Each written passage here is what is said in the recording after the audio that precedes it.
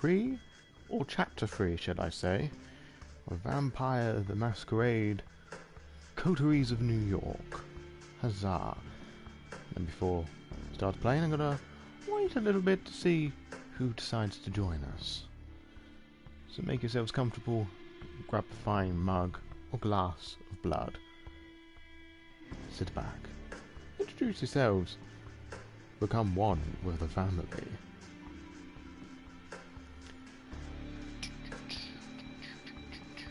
I have to say I'm rather looking forward to forming our own coterie at long last, as our blood mummy Sophie has decided to let us off the leash to form our own coterie. Choosing between a Nosferatu, Tremere, Gangrel. There was another one. Can't remember who the other one was. Was only 4. Hello! Thank you ever so much for joining me. Especially as I know how early it is in your neck of the woods. See what I did there? It's a pun on your surname. Anyway. Just wait a little bit longer to see. I think we'll start when there's 3 or 5. Depends how quickly everybody will join.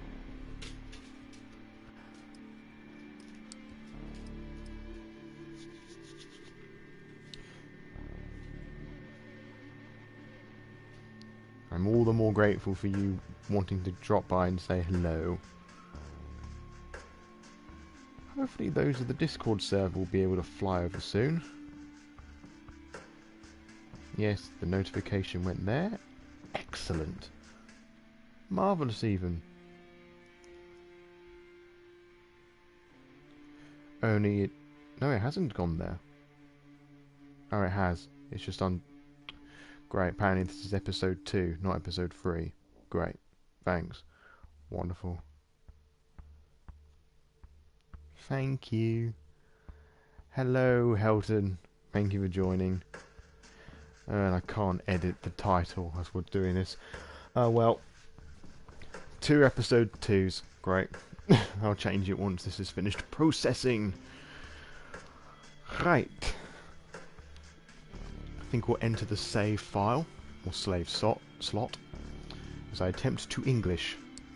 Because believe it or not, it is my first language, so don't seem to read aloud very well. Episode 2.1. Yeah, that might work. Right. In case this is your first time watching me play this, or you need a bit of a recap as to what happened. That's a good question. What did happen? We were properly introduced to the Camarilla in that, upon our embrace, we went back to a second Elysium. We learnt a bit how to hunt through our adoptive sire, a toreador by the name of Sophie. If you heard that weird noise, that is my dog snoring. My cavalier Holly snores rather loudly. Anyway, we learned how to hunt. We encountered a anarch vampire called Howard, who was executed at the Elysium, partly because of our help, although I'm sure our help was not needed.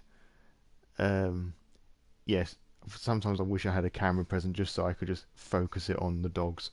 I have 2. Yes, well, unfortunately we didn't choose which sect we are in. This is a Camarilla game. Yes, we learned how to hunt. We witnessed an execution at Elysium. Sophie gave us a breakdown of the Ventrue, Bruja, or Bruja, depending on your preference. She doesn't know what we are, but obviously we, the player, know that we are Toreador because we chose the Toreador to play as. And also told us about 4 individuals who we can essentially form relationships with, so we can form our own coterie. She's given us a car, which is rather generous, given that it's like the 4th night of being a kindred. We've got Tremere, who's the chap at the top, called Agathon.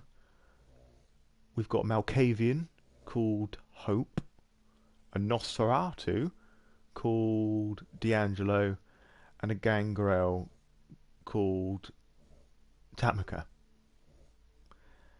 So basically, this is about as much romancing we're going to be able to do for the time being, if this follows the traditional um, visual novel format.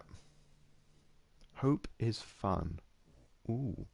Well, I'm hoping to get a bit of a taste of all of them, to be honest. I mean, I have no idea what each one's like. I mean, this is my first time playing this game, so I'm curious. Who would you like for me to speak to first?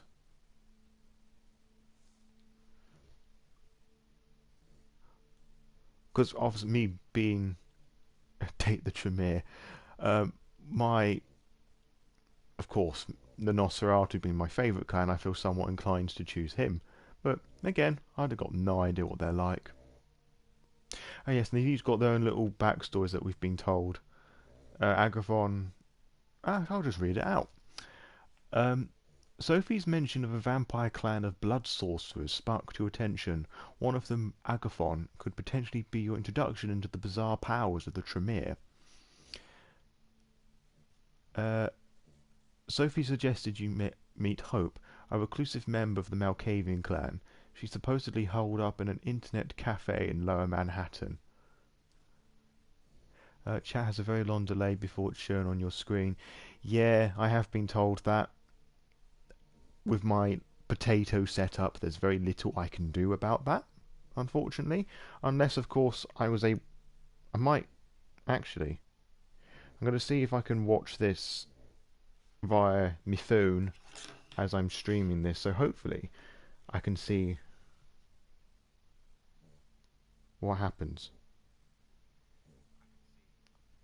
I'll turn the volume off so I don't hear myself more than I have to. And where's that live chat thing gone? I did mention this is a potato setup, right? Right. I have my potato chat on my phone there. I'll look over to that more. Right. As I was reading, the Nosferatu dude, a recent string of violent killings has the Red Hook district of Brooklyn on edge.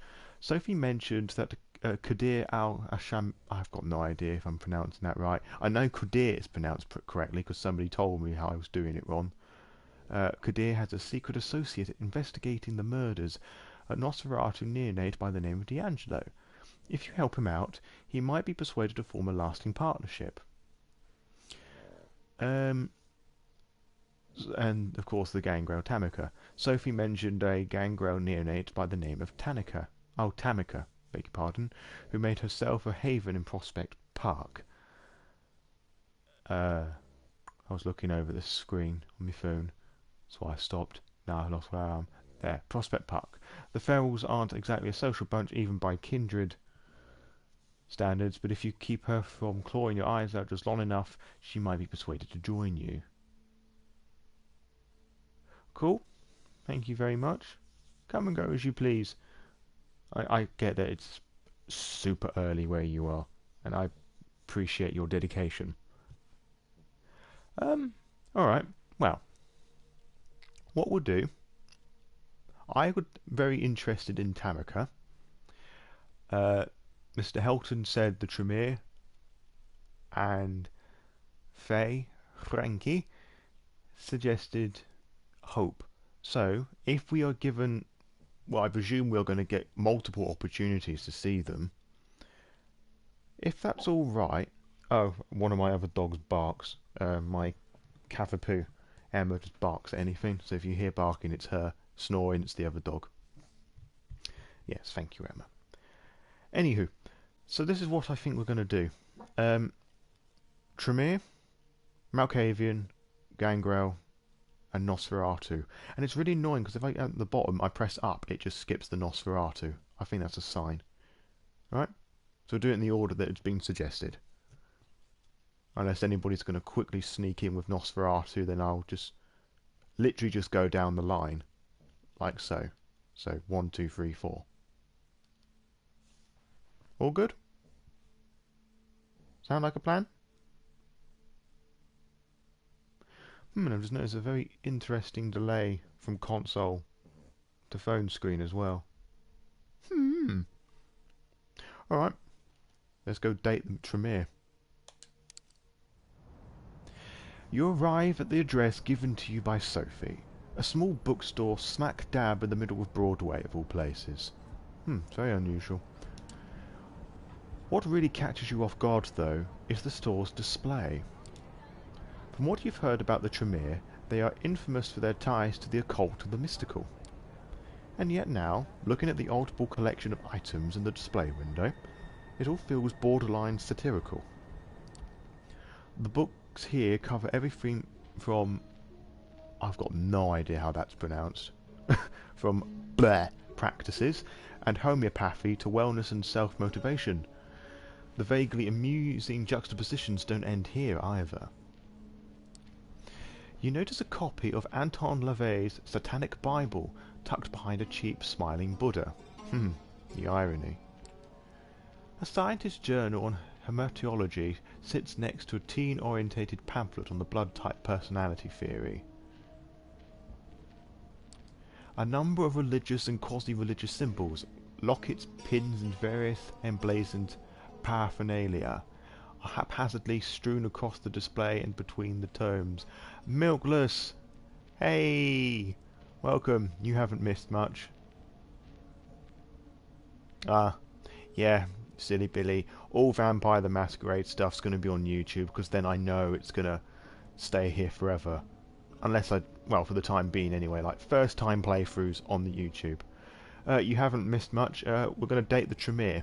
If you remember from last time, we were told about our coterie potential members, our potential coterie members. And it's been decided in the order that we're going to go through them. We're going to go to the Tremere first, then the Malkavian, then the Gangrel, and then the Nosferatu is last. And we're just heading over to the Tremere's bookstore in the middle of Broadway. Before you even open the door, you can smell the burning incense and hear the corny Far East tinged music seeping through the crackling speaker mounted above the entrance. It's much more quaint than what you expected from what Sophie told you about the so-called warlocks. It doesn't look like they have much interest in impressing outsiders.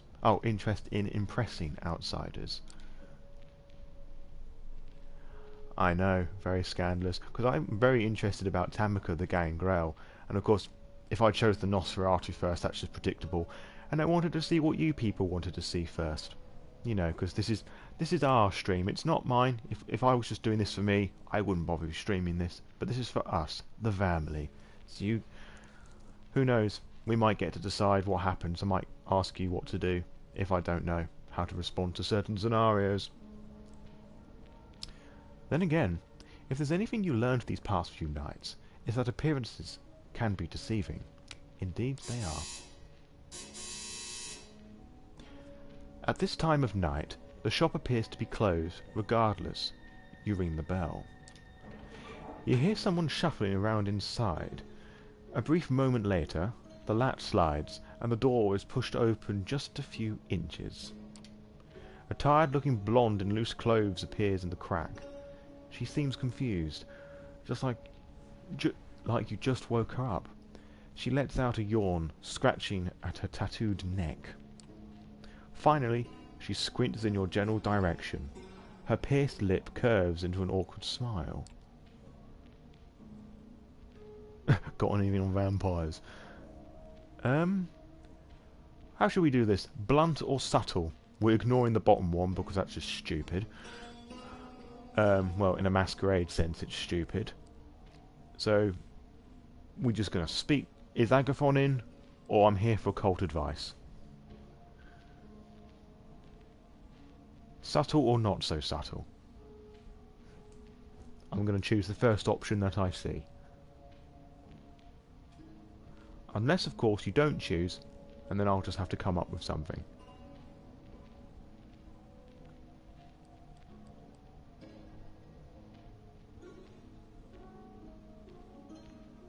I'm not sure. I really hope that this isn't going to be like a wacky dating sim. Subtle it is. I'm here for occult advice. Hi, I'm here about a mystical problem. I need some occult advice, you could say. The girl gives you a suspicious look over, but opens the door. She takes a few steps back, and you hear footsteps coming in from behind a floral curtain that covers the back door. A bespectacled, smart-looking woman emerges and looks straight at you. Ooh, does look serious. Come in and follow me. Just don't touch anything, please. Ah, big sad. I'm glad it's not actually, because I find it very difficult to mash dating sim in this game. Oh, there's probably like a PC mod for it somewhere. So you can bang the Nosferatu. Everybody wants to bang the Nosferatu. You follow her through the store. Inside, as expected, the stuffy air smells of sandalwood, frankincense, and a dozen other aromas. Yep, pure hippie vibes in here. They're nice smells as well. Sandalwood in particular is very subtle, but very nice. Makes wonderful aftershave. The woman leads you behind the curtain and through the back door onto a rickety staircase. Ooh, this looks alright. A flight of steps takes you up to the second story. You instantly notice the change in decor as the tackly new age bookstore gives way to something resembling a cross between a library and a workshop.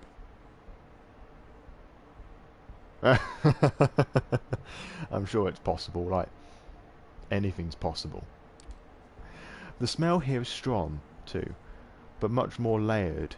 You're not sure what to make of it at first, but with each whiff it becomes apparent. Blood. The aroma, though subtle at first, soon becomes overpowering. It takes you a moment to adapt and focus. I don't think you know who you're speaking with, so an introduction is in order.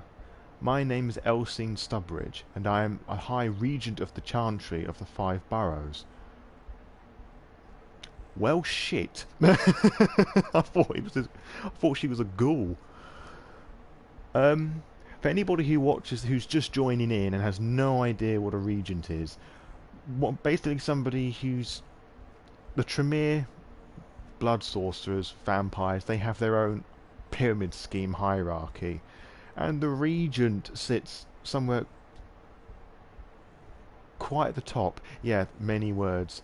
The High Regent of the Chantry of the Five Boroughs. A chantry is a communal haven of Tremere.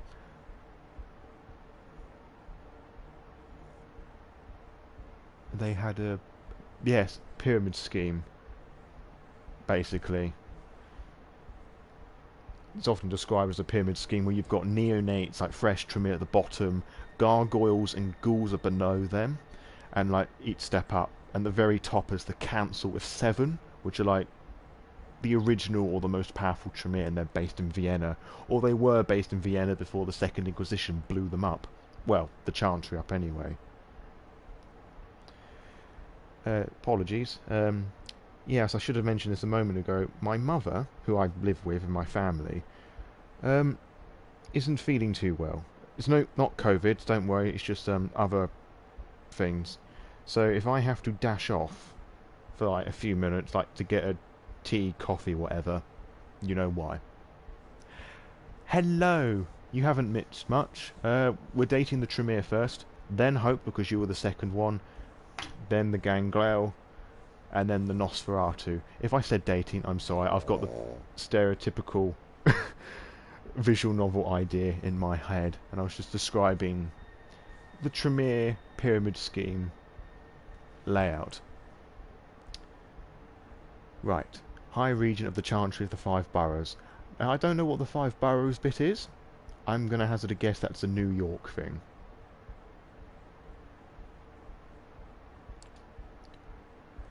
You are Caesar, correct? I have to say you're lucky the ward outside of the building is only there for notifications tonight. Otherwise, it would have been quite unpleasant. Yes. Fortunately, I've been told that this isn't one, which is either good or bad, depending on your outlook on life.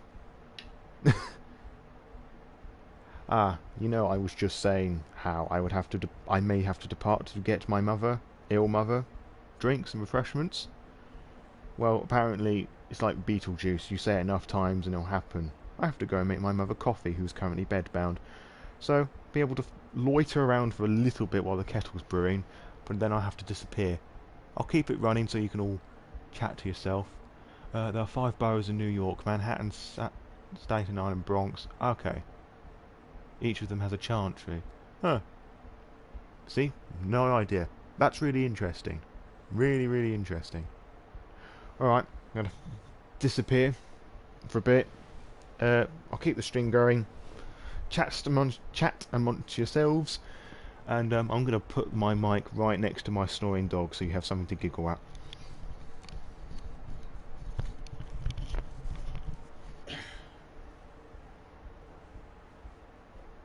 No 2 states island, my bad. Cool. Deep law.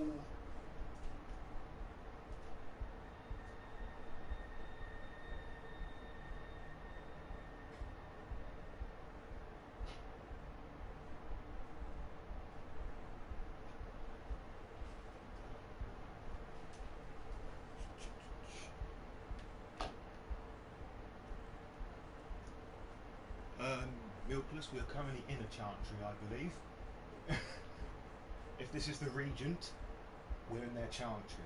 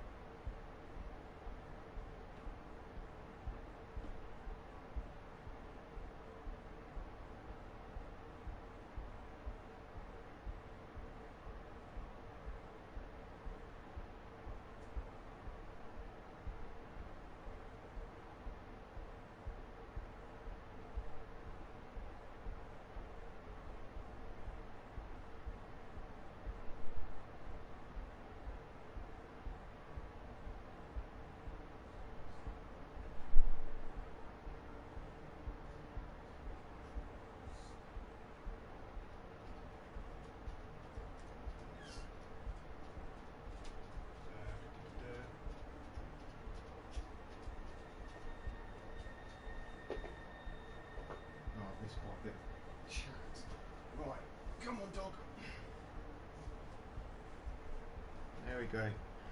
We need our moral support snoring dog. No, you can't sit there. I was sitting there. Go on. Beep beep. There we go. Lovely jubbly. Hello. Right. Apparently I've missed quite a bit of chat banter whilst I've been making my mark coffee. Coffee. Right. Hello, Mr. or Mrs. Northern Shaman. So bear with me, I'm trialing a different system. Potato setup and iPhone screen.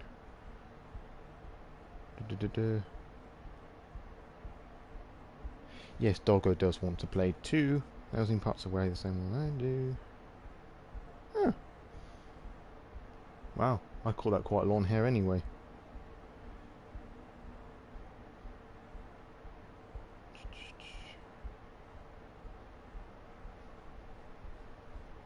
Ah, my apologies.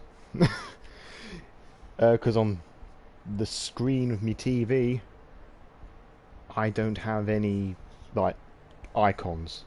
So I'm having to use my phone to guess. And I know that some people take gender or lack of thereof very seriously, and I don't ever want to offend. Oh, now I've got my phone plugged in, I can't fucking read it. Right, the dog's not sitting on me anymore, just put it down here. Right. Now that's out of the way. Apologies for a very disruptive stream, but I'm glad I don't do this professionally. Alright, so I'm going to read... I can't remember if I read her dialogue again, so I'm going to read it again. You are Caesar, correct? I have to say, you're lucky the ward outside the building is only there for notifications tonight. Otherwise, it would have been quite unpleasant. So, that occult advice line was cute, but unless you have something important, and I do mean important, to relay, I'm afraid I don't have a lot of time to spare. Yeah, very proper Tremere formalities going on here.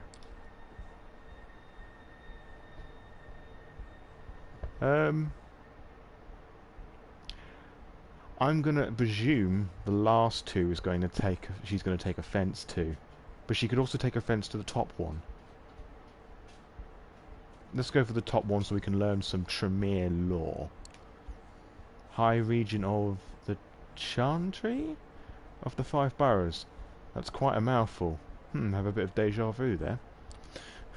It might sound fancy, but that's because there's a well-established tradition behind it. One you'd be wise not to ridicule. Some might take offence. Me, for one. Of course you'd take advice to that. Cool. Yep, she's definitely going to be someone who's going to be a... It's like... Yeah. Oh. But completely different personality. You're all bright and bubbly, and Elsing, which, yeah, definitely not a Dracula reference at all. Anywho. What is it that you're here for?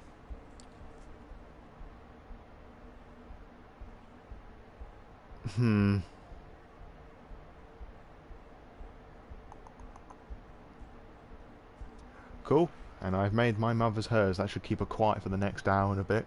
Hopefully. Probably. Let's see. Alright, I've no idea which one of these is going to be the least offensive, so someone pick one. I've heard good things about Agathon. I was expecting to find Agathon here. Sophie mentioned Agathon to me. Sophie, of course, being our adoptive sire, who rescued our ass from our first visit to Elysium. Someone... Yes, I imagine she would be, given that she's the regent, and thank you for joining, if I haven't said hello to you already. Nick.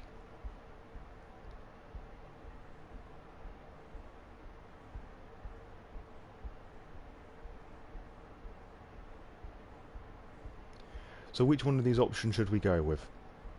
Because I have no idea which one to go with. Because it's going to lead to the same result, but I have no idea which one's going to be the least offensive. And if you don't either, just pick a number. 1, 2 or 3.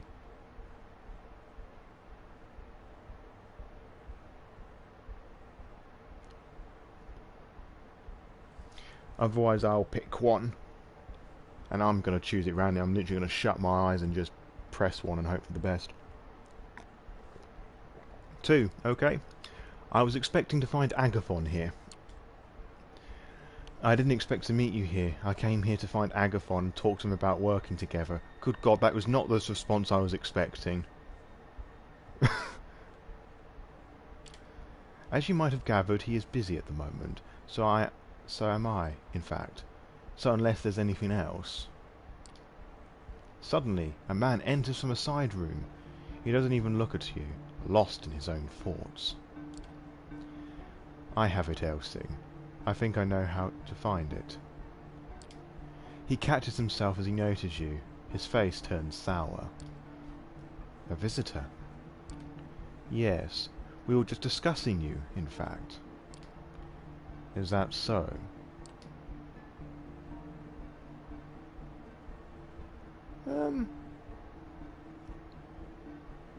Yes, I discovered that quite a bit in the previous episode. I picked a fight when I didn't want to pick a fight with somebody.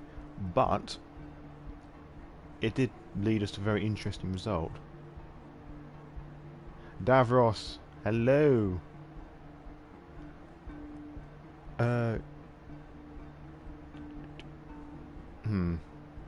I'm gonna attempt to be formal and to introduce myself. Let me introduce myself. My name is Caesar. I've been told you might be interested in... teaming up? Teaming up. He seems very confused by the notion. What for?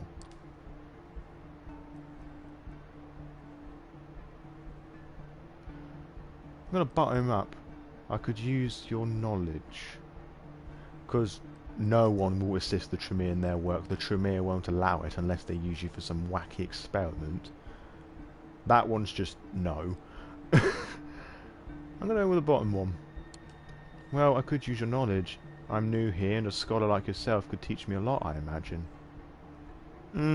Yeah, another one of those... Yikes. Very nice. You know what, I should change the description of these streams to better fit that.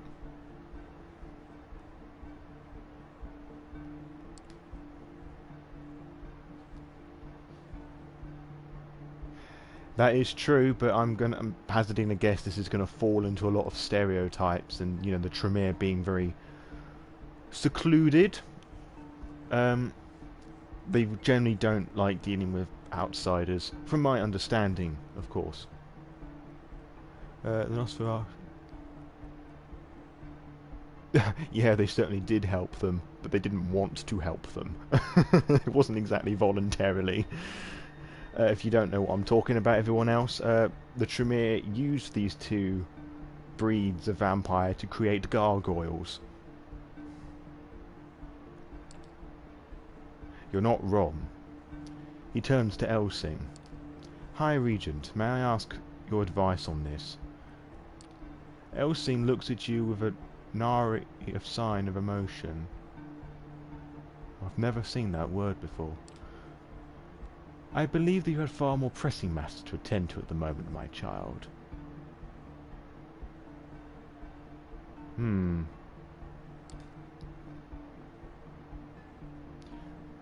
The Law by Night cult. I like it. That is my intuition as well, High Regent. It's settled then. I would kindly ask you that you... I can't speak. I would kindly ask that you leave, fledgling. We have many matters to discuss. Matters not meant for undiscerning ears. Both of the warlocks look at you expectantly. Well, fuck you too, bitch. I have a feeling this is going to be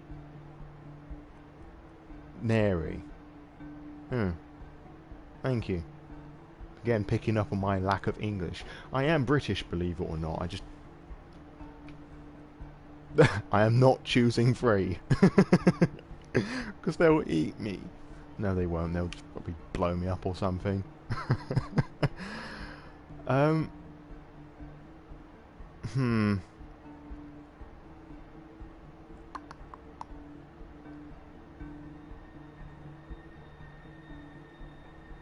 Hmm... I'm gonna say 2 is probably the... Because I have a feeling one of these options is going to be like a cut-off, that we're not going to be able to visit Agathon anymore. But I suppose... Alright, 1. We'll go with 1. We'll see what happens.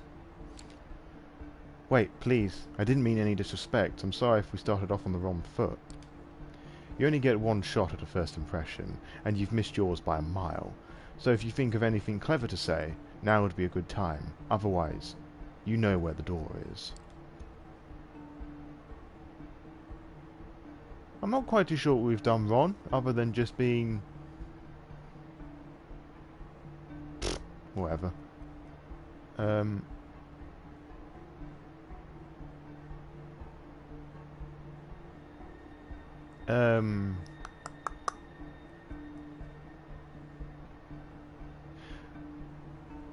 One?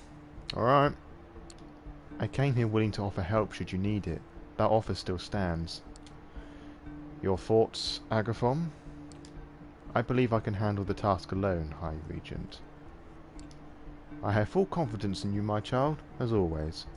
However, I know this fledgling is utterly hopeless at making a good first impression, but I think you should give him a chance to prove their worth.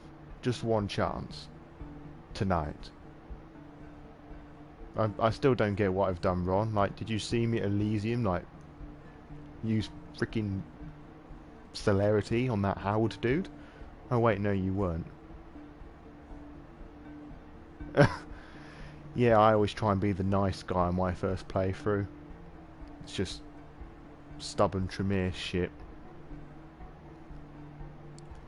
Why don't you start by giving our intern here a brief explanation of what it is you're after? Yeah, of course. But although I presumed we were invited because our blood mummy, adoptive sire, Sophie, told us about him, so... Like I said, Tremere shit. I think that's going to be the title of this stream once this is all done. Unless something else pops up. Agathon gives Elsine a hesitant look, but the woman nods approvingly. Encouraged, he turns towards you. A member of our clan disappeared without a trace a handful of nights ago. While the High Regent investigates if any foul play was involved, I have been tasked with recovering her research notes. If there's anything left to recover, that is. Well, clearly not. I may have an idea where to start looking, and I suppose this is where you come in. If you truly wish to help, I could use your assistance tonight. Right now, in fact. Given the time that we've just wasted on idle chatter, I should leave immediately.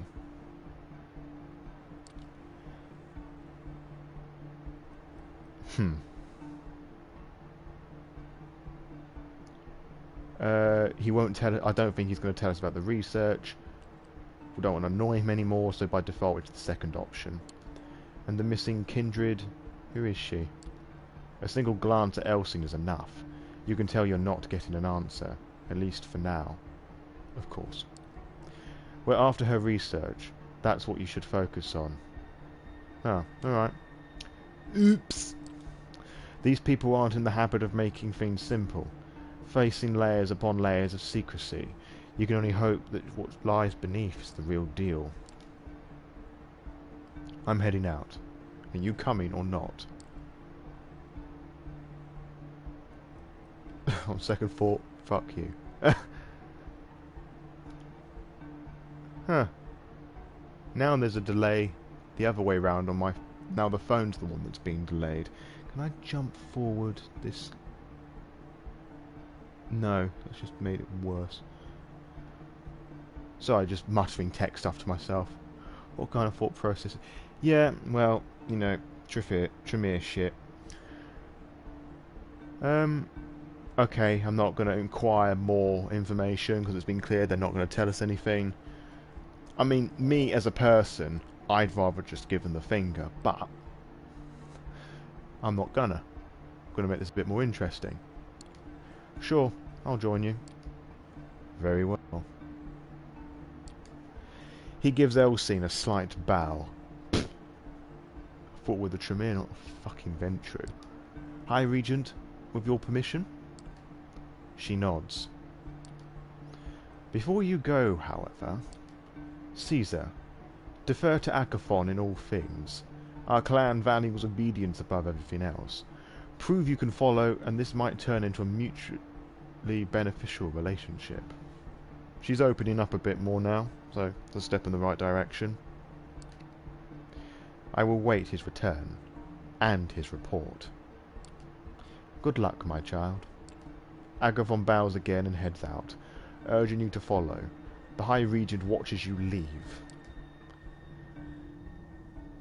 I've heard a few things about Agathon since, and unless his character opens up a bit more, I'm not impressed. I can't think what the appeal is. Outside, Agathon leads you to his car. It's almost funny seeing him get behind a wheel. Somehow, you expect a more mystical means of transportation. I expected horse and cart, to be honest. Benefits with friends. Who's a stern, angry boy? You drive south, heading to the Lower East Side. Agathon seems lost in thought. Either that, or he's a very careful driver. Either way, several minutes pass in silence.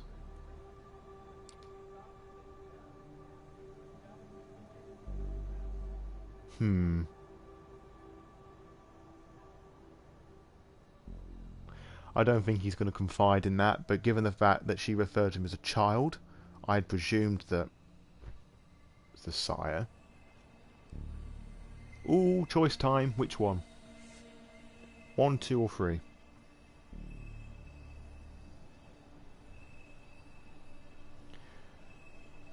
Because I personally think this third one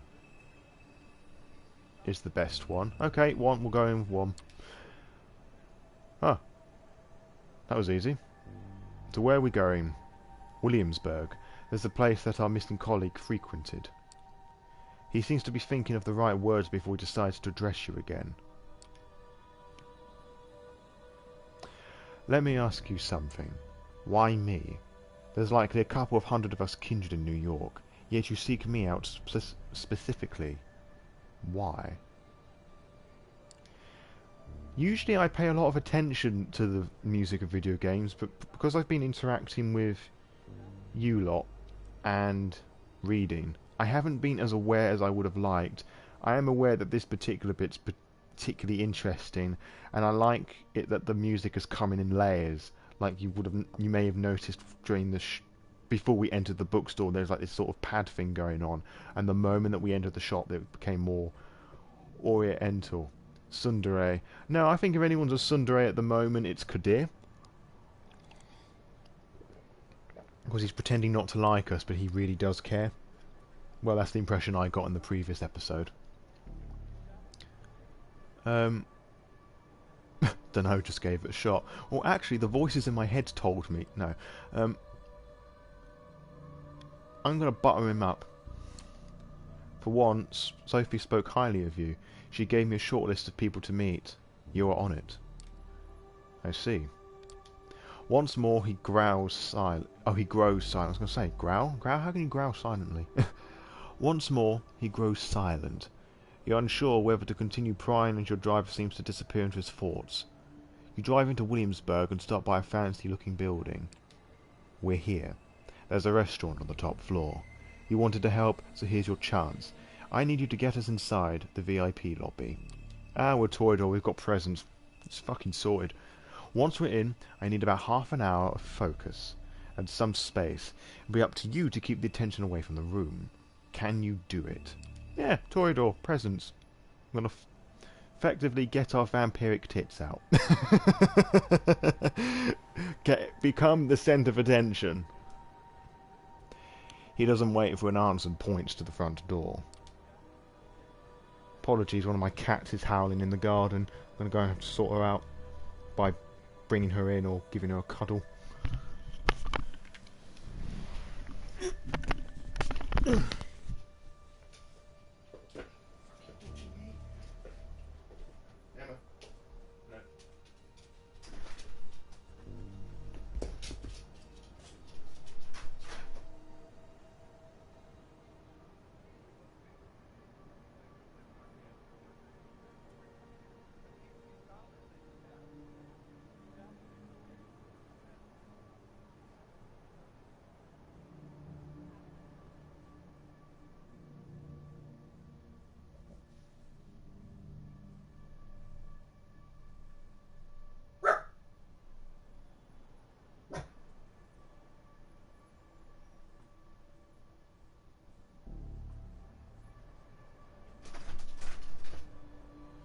Sorry, I need your permission to stop a cat. So like a fucking bad kid. Have I missed anything? No? Cool. Right. Poor thing. Poor me. Bloody knees giving out. Right.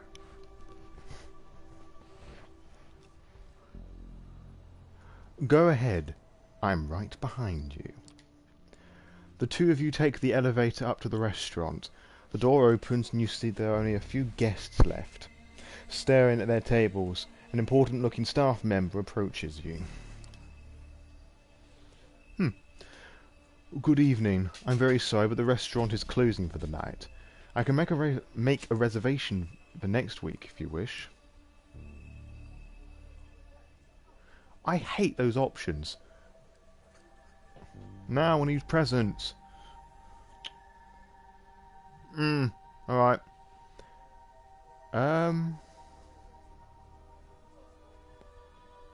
Which one would appeal to him more? I would hazard a guess the first one.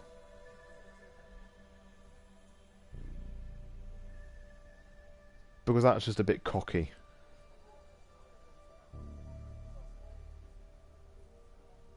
One. Alright, cool.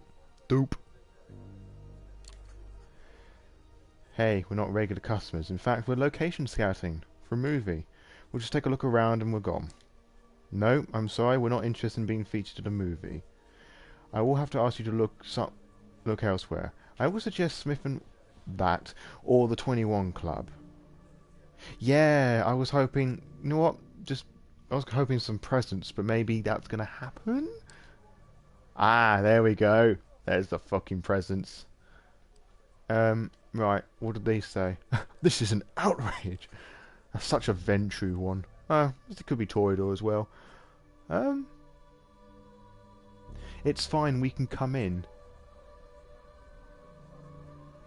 Ah, sod it, let's do presents. Hey, it's all good, we can come in. We'll be in the VIP lobby. It won't take long. The man blinks. A confused smile appears on his face. Yes, of course, not a problem. Please, come right in. Yeah. Cool, I'm happy now. You walk in trying to look casual and make your way towards the VIP lobby. And close the door behind you. It's a nice place, very highbrow. Lots of old, expensive-looking furniture and private rooms to discuss any sordid business one discusses when you're that rich. Your companion looks at you with something akin to admiration, or at least that's how you choose to interpret the slight change in his usual sombre facade. Not bad. Not bad at all. Yeah, that's how you fucking do it. He inspects the room. It's unusually cold, and Agathon soon discovers why. Looking behind the curtain, a window hangs open. The handle and locked door, they've been dissolved, as if with acid. Yeah, V5, blood sorcery, corrosive vitae. Literally melted the door handles with his blood. Or her blood. Was it a she? It was a she. God damn it, Juno.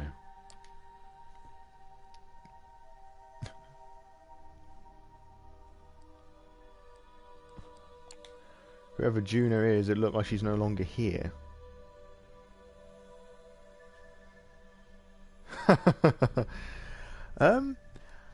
I've never really given that much thought about where the narrator discusses the clans, to be totally honest, other than it's a lavish-looking place within his mansion with multiple rooms that he acquired.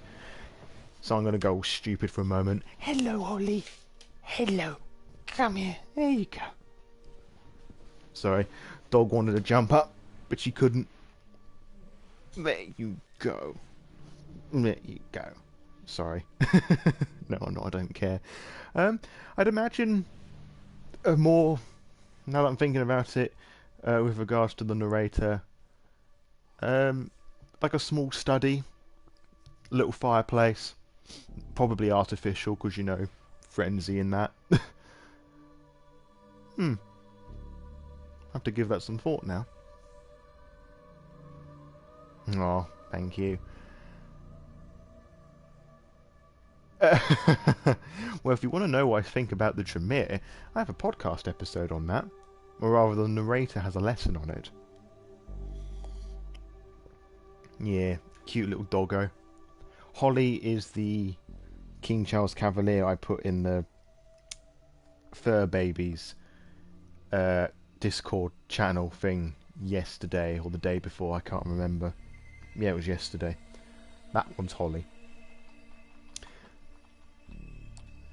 A flash of fury sparks in his eyes. Yeah, no kidding. Holly responds by scratching her backside. He takes a frantic look around the room. This changes things. Keep an eye on the door. I'll need some time. Half an hour at the very least. Nobody disturbs me. Understand? How many pets do I have? At the moment, 2. 2 dogs and 2 cats. For most of my life I had 4 cats, but I've mentioned in the previous 2 episodes we've put 2 of them down. One a couple years ago, one earlier this year, because they were just falling apart. Pumpkin and Teddy. Pumpkin being daddy cat, Teddy being third eldest, Simba's the youngest, who was the cat I just had to rescue from the garden, and mummy cat Lucy, who's in the garden, who's pretty much deaf. Holly's a King Charles Cavalier, and Emma is a Cavapoo, which is a cross between a miniature poodle and a King Charles Cavalier. Thanks. Yeah, it's been tough, but we have their urns and a picture of them on the bookshelf, so they're still here, just a smaller size. Anywho, oh, and I had a rabbit too called Bingo. Anyway, moving on. He hastily pushes a couch and some potted plants out of the way, moves a bar stool, and takes out a curved knife. Cutting into his own arm, he lets some of his blood drip onto the wooden floor. Sounds like he's doing a ward of some sort. Or ritual. Probably a ritual. It's pretty fucked up. Yep. The way his flesh oozes the deep red thick vitae. In life, you'd have found it stomach churning, but right now, you feel weirdly turned on by the sight. What follows is more disturbing yet.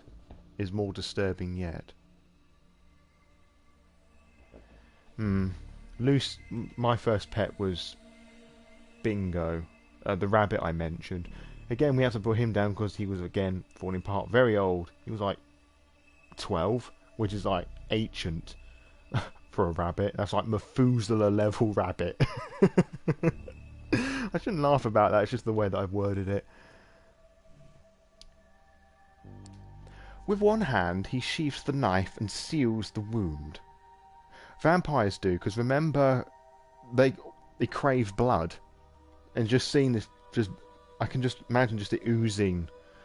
Well, you could probably make other comparisons if you give it some thought, but it's essentially all that vampires really care about at the end of the day. Whether they're rich, poor, powerful, not, all they crave and lust for is blood. With one hand he sheaths the knife and seals the wound. With the other he smears the blood around him while muttering some weird chant. It sounds vaguely Latin, but you're pretty sure it isn't. It's all more a little disconcerting, but he seems to know what he's doing. A few moments later, the circle starts glowing faintly as thin wisps of smoke surround Agathon.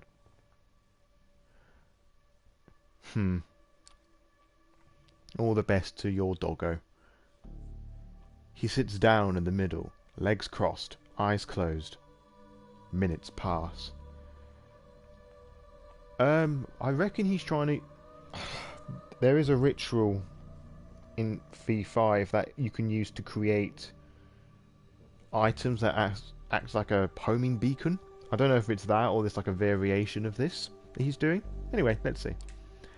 Agathon's face twitches from time to time, and his head turns every now and then, as if he was looking around or listening in on a conversation. The smoke grows thicker, forming a veil round the mage. You expected something more flashy, but it's still a sight to behold.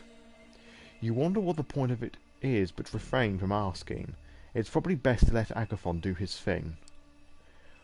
For close to 30 minutes you're left to your own devices. Then suddenly, oh dear, the door opens slightly and the manager leans into the room. You tense up for a second, but he just gives you an awkward smile. Anything you need? You shoo him away before he can take a closer look at your companion, and he retreats obediently. 2 minutes later, Agathon casually gets up off the floor and walks over to the sofa. You know, my heart leapt to my throat when I saw the door opened. He pushes his hand in between the cracks in the upholstery and fishes something out. He turns to you and nods. Dog, stop licking the sofa. Sorry. Tense moment gone. We're done here. Let's go. You make your way back to the elevator, passing the manager on your way. He gives you a slight, somewhat confused smile, but neither him nor any of his staff get in your way. Despite that, the elevator ride down feels tense, and the two... Sorry, I didn't want to read over the motorbike's noises. Despite that, the ride down feels tense, and the two of you only relax once inside Agathon's car. He starts the engine and takes it right at the Continental Army Plaza, back onto the bridge.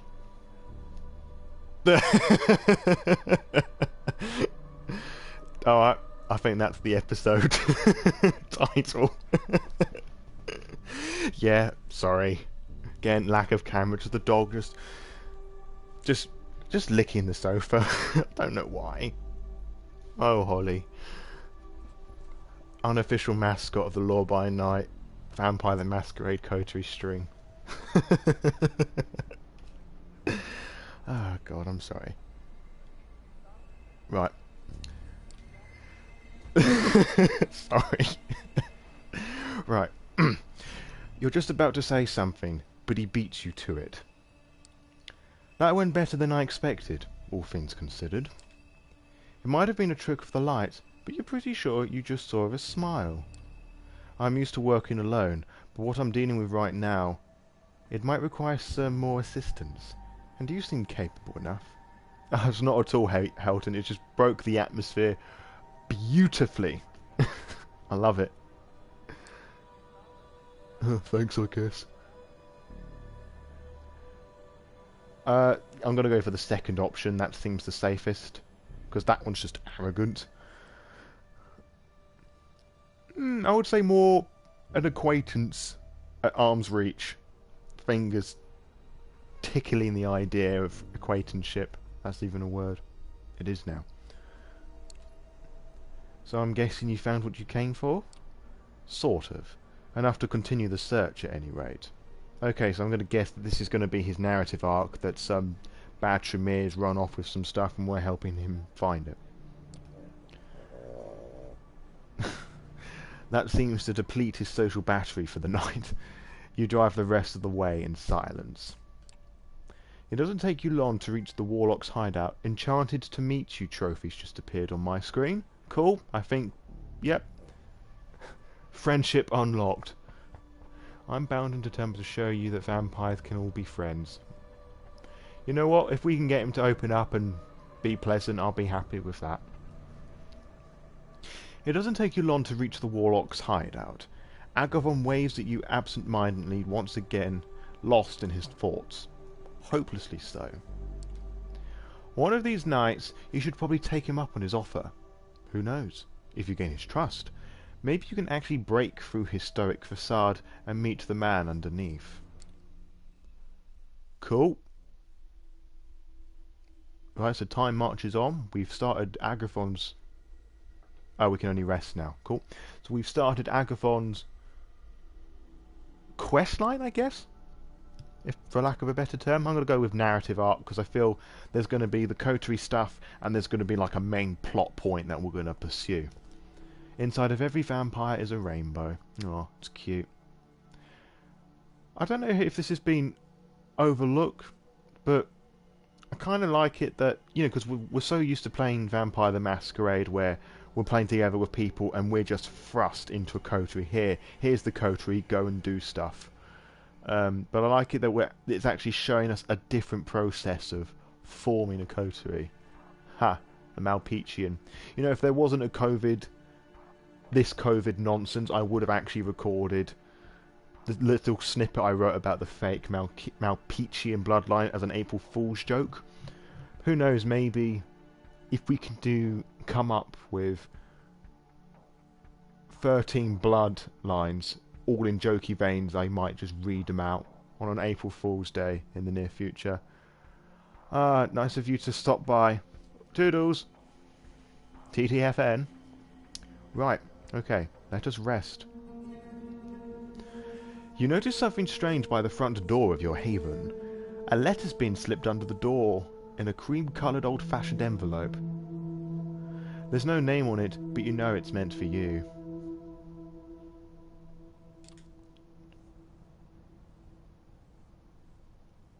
Sorry, I do intend on doing it. It's on the growing bucket list of things to do for the podcast. It will happen. Just need to come up with 11 more joke bloodlines. Opening the letter, it's clear it's been sent by someone incredibly old-fashioned, rich, or a fan of classic stationery. They're fans of classic stationery? No normal person sends letters like this. Yes. Sounds like a silly idea we can all get into. Oh, I'm sure he's done more than half a dozen. Now that is including Hakata. Haha. Budumts. Fee 5 digs. Anywho. The note is short and terse, written in elegant, delicate handwriting. I bet this is Sophie. My cat Simba's meowing, so if you hear us start howling, you want to go back outside? In the nice sunshine. Ow! My knee. Headphones all caught up. Dog snoring the mic. There you go. Go on, Simba. Alright.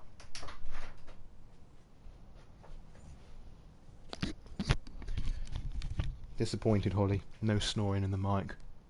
Where's my other dog? Oh, she's in her bed. Right. Cool.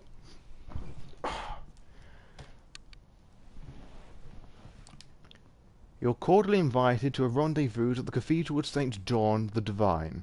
I'll be waiting to make your acquaintance tomorrow night. Look for me closer to God.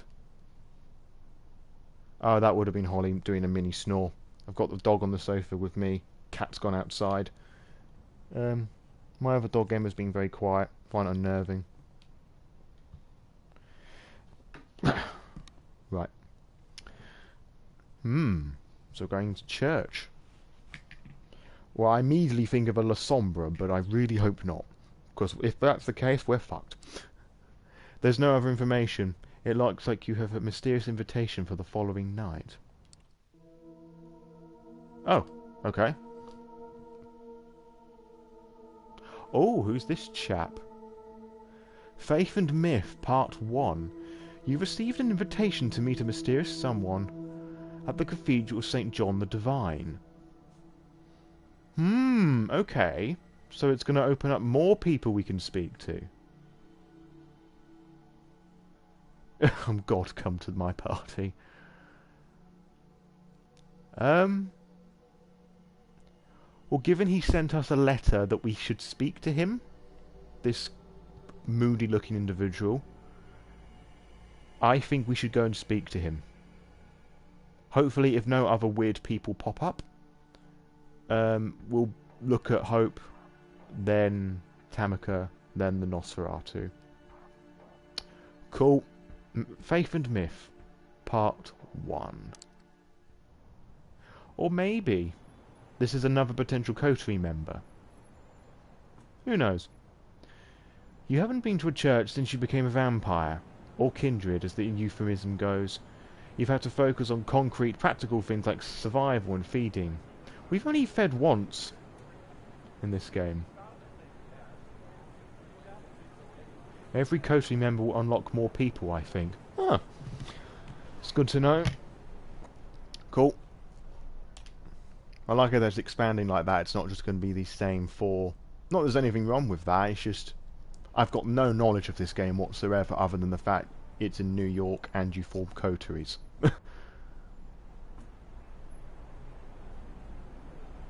Ah. Duly noted. You've learnt the essentials of the vampire experience, but you don't really have a clear idea of what it all means.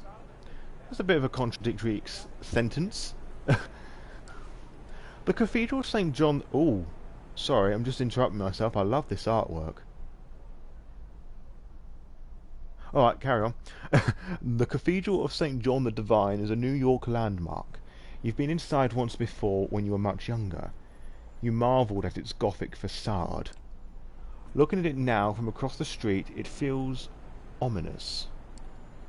The prospect of an anonymous invitation to a secret meeting is a worrying one, but the venue is well chosen. It's hard to imagine a violent attack in a place like this. With eyes everywhere. You enter the cathedral discreetly. You've quickly learned this is an essential skill for a vampire. How to move without anyone watching you. The full force of the cathedral's architecture hits you as you walk in between the pews. If the architect meant to create the feeling of being small in the face of God's glory, mission accomplished. Now whether this is just him feeling the way that he is, you know, because Catholicism, or this is just a small snippet of true faith, I wouldn't have thought so, because he would be cowering, or feeling uncomfortable, or frightened. True faith being usually associated with Christianity, to repel vampires, like that old stereotype holding up a cross, begone foul fiend. It's kind of that, but it doesn't have to be Christianity. It could be Buddha, Ganesh, the flying spaghetti monster, providing that your faith to that individual is like so pure and true that it can be used as a weapon against vampires. Based on the note, you're assuming that whoever you're meeting is someone in the front. As you step closer to the high altar, it feels as if something is dragging at your feet, as if the stone beneath you resisted your movement.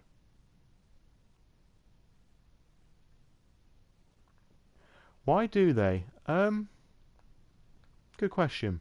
I don't know who was the first to use it. Oh, I was explaining it. Well, the true faith thing's usually as a thing to repel vampires, like, rather than entice them in.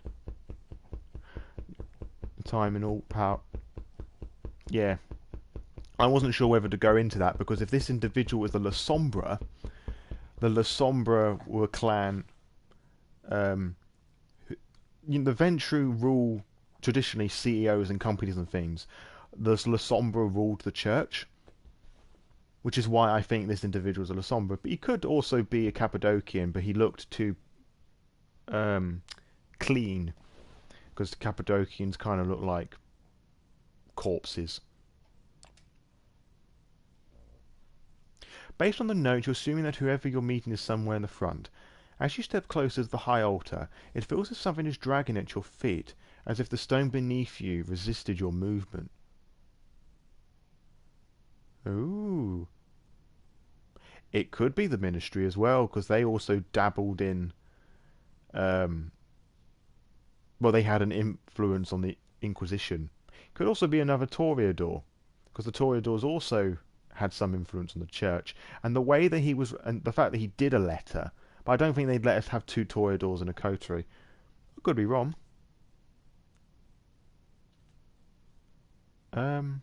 These options. Religion and superstition. I think some true faith's kicking in now. Alright, let's go with 3. It's been a long time since you prayed.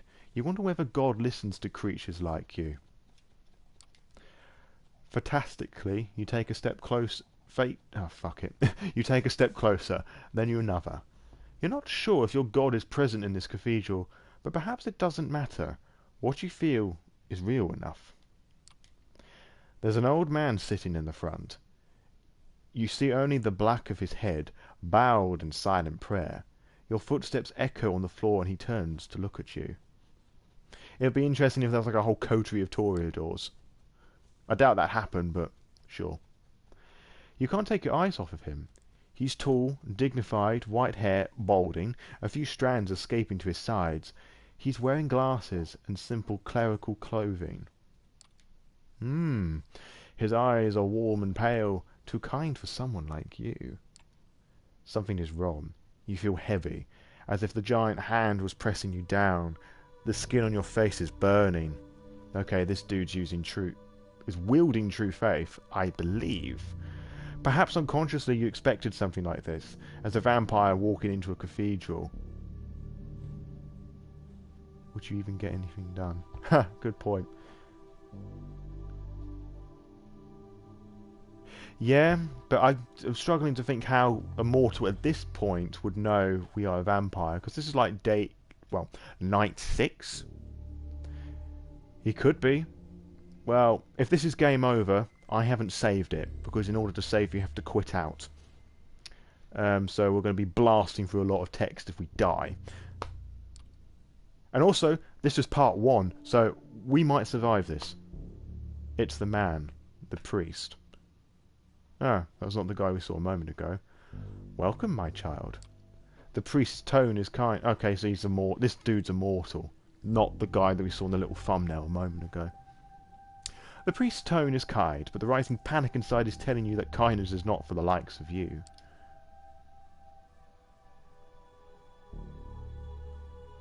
Confront the priest.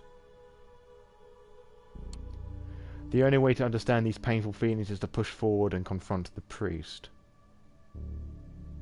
Yeah, it might well be. As you step closer to the priest, panic rises inside you. The emotions are hard to control. Fear, anger, trying to wrestle you in different ways. In different directions. Away. Can I help you? Are you okay? The priest talks to you like the lost vagrant who has chosen to enter the house of God. Yeah, this guy has true faith. Well, it makes sense, being a priest and all, his connection to the faith.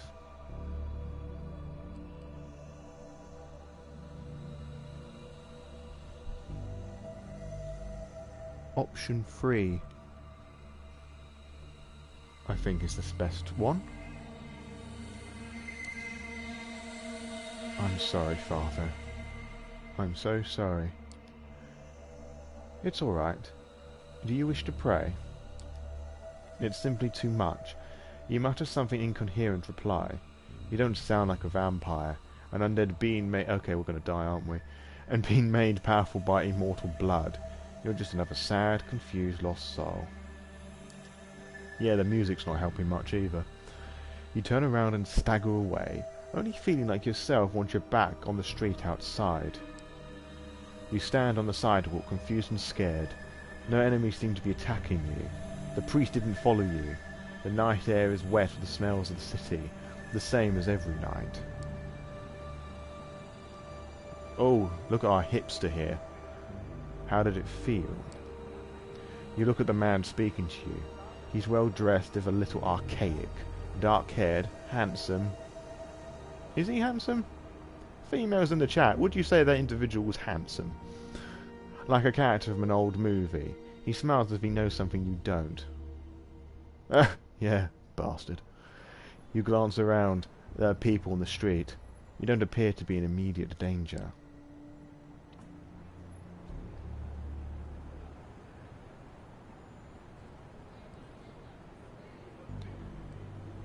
Which one?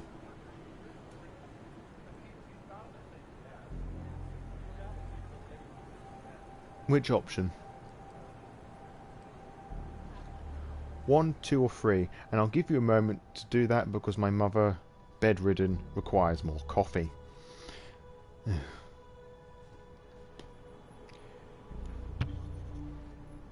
Right, 3. That's the first one I've seen. When I come back, we're doing the third option. Now I must depart you for about a few moments, make coffee, you can listen to my dog snore.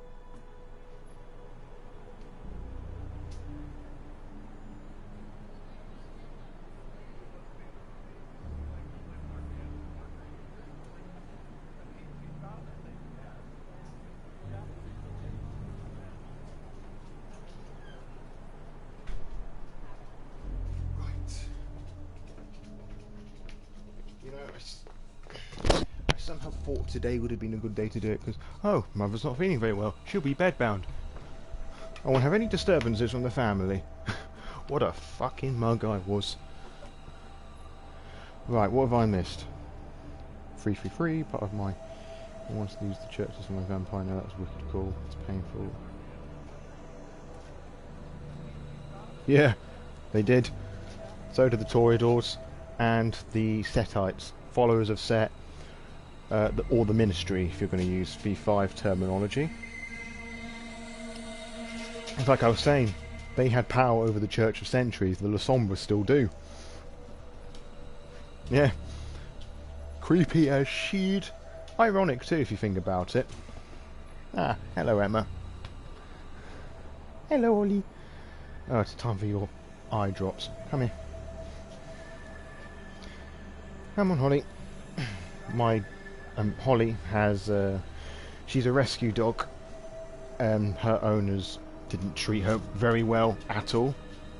Well, we presume they weren't anyway. We don't know anything about her.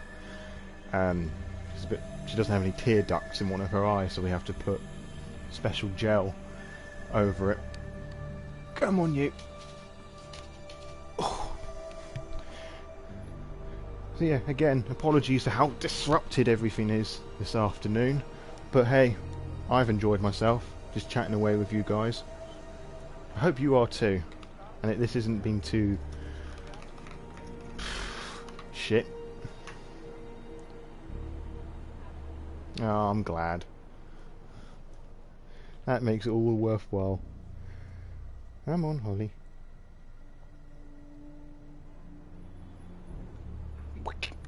Just gently rub that in. There you go. That's a good girl. Yeah. Oh, I'm glad you approve. Good. I don't get how people can do this professionally, like no disturbances whatsoever. Super fancy setups. Okay, now the dogs have sandwiched me in the middle of the sofa, so I've lost all comfort now, so cool. Right, so we agreed on option 3. Why does it hurt so much? That's the question I wanted to talk to you about. He's not handsome. Like, this Caesar dude's got some strange tastes. Oh, I've just missed a bit of his text. That's the question I wanted to talk to you about. Let me introduce myself. My name is... Okay, I don't know how to pronounce that. I'm just calling him Ben. Streaming is better when you're about... Yeah, it's kind of the reason why I avoided Twitch for years, because you got folks like... Well, the only one I can think of is Ninja, where it's just so... forced. Like, and just... there. Anyway. My name is Ben Segal. We share many things in common, even if you don't know me. Ben offers his hand to you. Benoit. That? Benoit?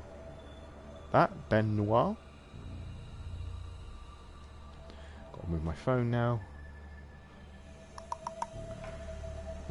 Benoit. I'm gonna go with that. Ooh.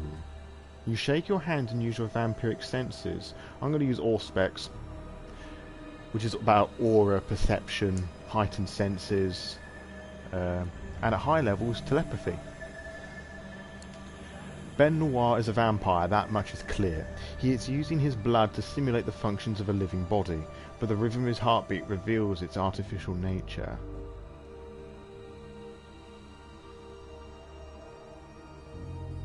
No, I haven't, but now that you've mentioned that, I feel somewhat... What's the word? That sounds like fun. I shall go and check them out. Thanks, Helton, for stopping by. Au revoir. Would you mind sitting with me for a moment? Benoit points to a park bench nearby, in darkness because of a broken street light. Oh yeah, the thing about him appearing to be human as a vampire trick called the blush of life. I think I've talked about this before. Like, I can't remember where the cut-off point is for V5, but basically the older you are, the more difficult it is to appear as human. As in, you know, not being cold, having a heartbeat, breath, blinking, etc, etc. Wary, you decide to follow him. Only an enemy totally unconcerned with the Masquerade would attack you here. Benoit sits down and follows suit. For a moment, you both contemplate the cathedral in silence. I know how it feels, what you just felt.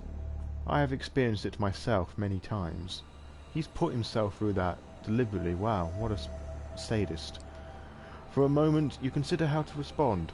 It's clear that Benoit sent the invitation to come here and orchestrated this little setup. I feel like punching you. I'm going to go for the first one. What's the point? Why did you go to the trouble of getting me here? We share a connection, you and I. I'll explain it later, but right now the important thing is that it's so much easier to show than tell. I suppose. I wanted you to meet Father Anthony, or see him, experience him. Did you wonder why it felt like that? Was that regards to the option I just chose, or this one? Like these three here, it was the priest, it's a supernatural power, does it matter?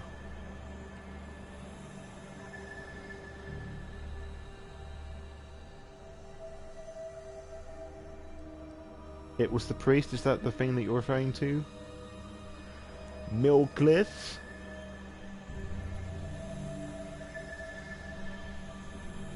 Alright, we'll go with the priest. He was a super priest. Super priest. At first I thought it was because it was in a church, but then I realised it came from him, the priest. I think you're right. It does come from him. Ah, right, so he doesn't know that it's true faith. Of course, me and Mr. Metagaming here. Ah, hello cat. Just let Simba back in. If you hear a cat purring, that's because there is a cat on my lap. Yeah, I know. I keep looking at my phone to see if it pops up. But now the PS4 is before the iPhone. It's just... Anywho. Well, in that case, I'm just going to shut down the live stream on the app and just rely on this, because this isn't helping much. That's why I'm also waiting for long periods of time as well. Anyway. It's his faith that makes you feel that. He's safe in his belief while you are one of the damned. Do you ever wonder what's the role of a vampire in God's creation? You stop to think. Of course you've wondered what this is all about. Whether it's about God or nature, you don't really know what being a vampire means. That's the trouble with the Masquerade. A human faced with a human problem can go online and find something that helps. You can't. Well, not anymore you can't. Because ShrekNet got shut down. The Masquerade means that everything there is to know about your condition is a secret, hidden away. You're left relying on the unreliable opinions of people like Benoit. Suddenly Benoit takes your hand and presses it against your chest. As he stares into your eyes, you feel his heart stop. My heart no longer beats, yet I move. I talk. Is that how God intended us to be? Alright, so he doesn't know of the Cain mythos.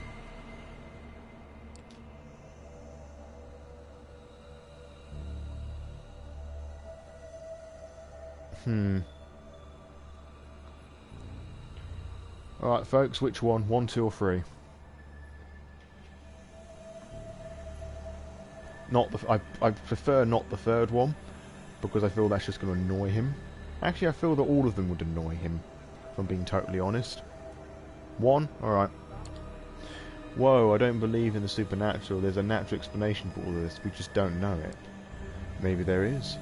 I don't know either, but I know that Father Anthony's faith is real. Okay, good. It looks like that the two are... my phone and game are in sync, but whether there's a lag or not, I've got no idea. Right. Sometimes I'm skeptical too, But in Father Anthony's presence, I know faith is real. I know it because it hurts so much. But perhaps you have questions about faith, and are kind?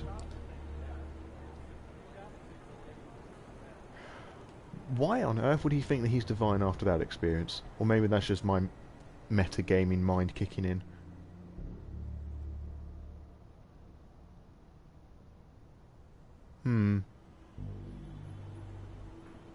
One or two? Or three? Which one? I'm buzzing for the first one.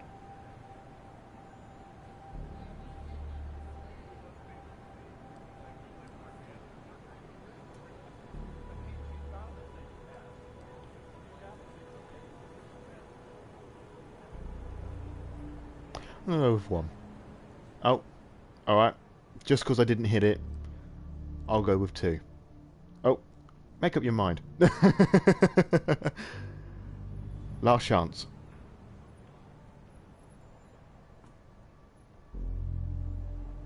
Two or one.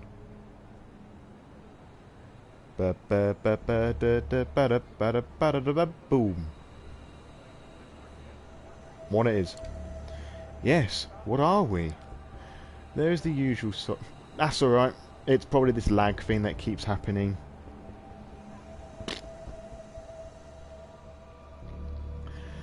There is the usual story, which most of us believed, especially... Sorry, dog snoring. There is the usual story, which most of us believed, especially more modern times. Cain was the first murderer. As punishment, God cursed him to walk in the darkness and carry his mark.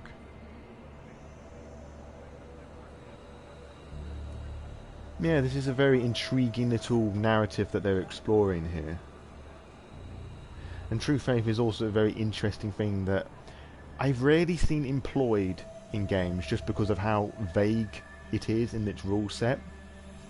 Like, a character can't start with more than 1 point in true faith unless it's like a chronicle where you've got an antagonist who's got like 5 in true faith and like can set vampires on fire by touching them. But it's a very difficult thing to wield properly, and you have to do a shit ton of role playing.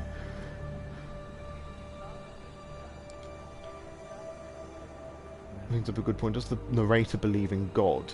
Does he follow faith? Does he even attend church?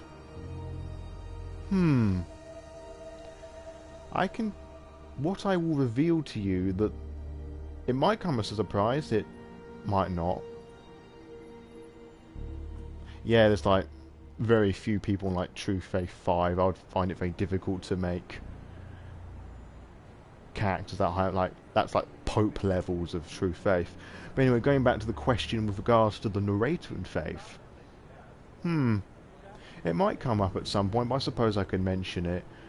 I wrote a character sheet for the narrator a while ago, and given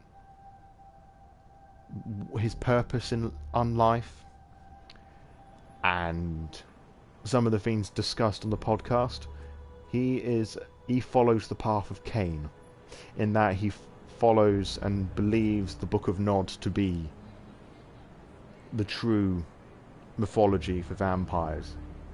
And he just studies and finds ways for that to be real. That's a very bad explanation, but there's more to it than that. But the narrator isn't Christian or Catholic. He would have been in a time period where he was embraced in a time period where that was very prominent. Like, Christianity and Catholicism was like the thing, as it has been for many, many years. But as a vampire, as a Nosferatu, the narrator is on the path of Cain, which is one of the paths of enlightenment. Which also means he's not on the path or the road of humanity. Yeah, in a sense. So there you go, some exclusive Law by Night podcast, The Narrator Lore. Take with that what you will. Oh, did I read that previous bit, or was I just answering the question? No, I don't think I did. So he did a bit about the Mark of God. Cain passed on his curse as he drank the blood of the living, and thus we were born. God's curse passed on to someone new with each embrace. Maybe it's true, we all have our lineages, our sires and the sires of our sires. If you trace those lineages all the way to the top, you find Cain, the original vampire. Although some people would argue that it's Lilith. Some would actually argue it's actually one of the second generation called Zillah, who taught Cain the disciplines. Some say she's a witch, I think I read somewhere. But, you know, it's all up in the air. But the general theory is that Cain, from the Old Testament, is the original vampire. Although I think that's something that was copied from Anne Rice's books. I suppose God is cruel. The curse perpetuates itself, leading to new evils.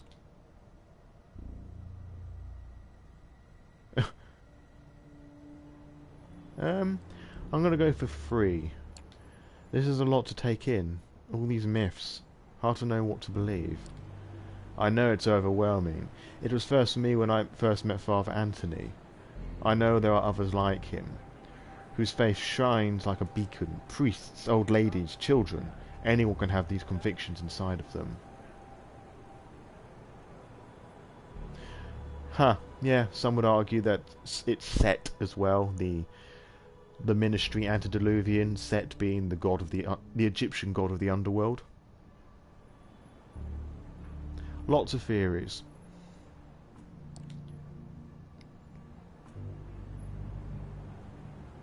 I have to pray for guidance. I don't want to leave him, and I don't want him to...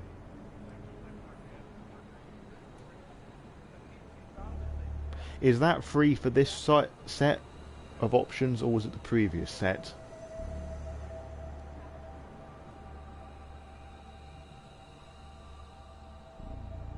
I'm going to go with 3 on the hope that I'm not going to interrupt you writing an option.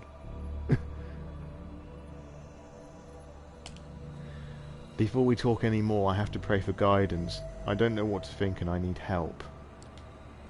Benoit nods patiently. Let's meet again in a few nights, here at the cathedral. We can talk more after you've thought about it through. You thought it through. Yeah, I enjoy the different aspects of it too. Although, it's not that I'm atheist, but I've always had a negative bias against Christianity and Catholicism, and I'm both equally intrigued and annoyed that, like, the concept of Christianity and Catholicism in vampire lore is canon because of the story of Cain and Abel, and but it's very interesting roots that it has, and it points to so many different sources of inspiration. You leave Benoit sitting in the shadow of the cathedral, contemplating what lies within. It would be easy to ignore his words without the reality of what you experienced. Father Anthony was holy. You know it to be true. But what does that mean? They may well do. Oh, okay. So not a lot of time passed. Okay, as promised, we spoke to Agathon last night. We dealt with whoever that vampire was, who I'm certain is a La Sombra. Although might not be, he could be just a Toreador. Could easily be with that get-up. So I think, as suggested by Faye the Pagan, we're going to go and say hello to Hope. Sophie suggested you meet Hope, a reclusive member of the Malkavian clan. She's supposedly holed up in an internet cafe in Lower Manhattan.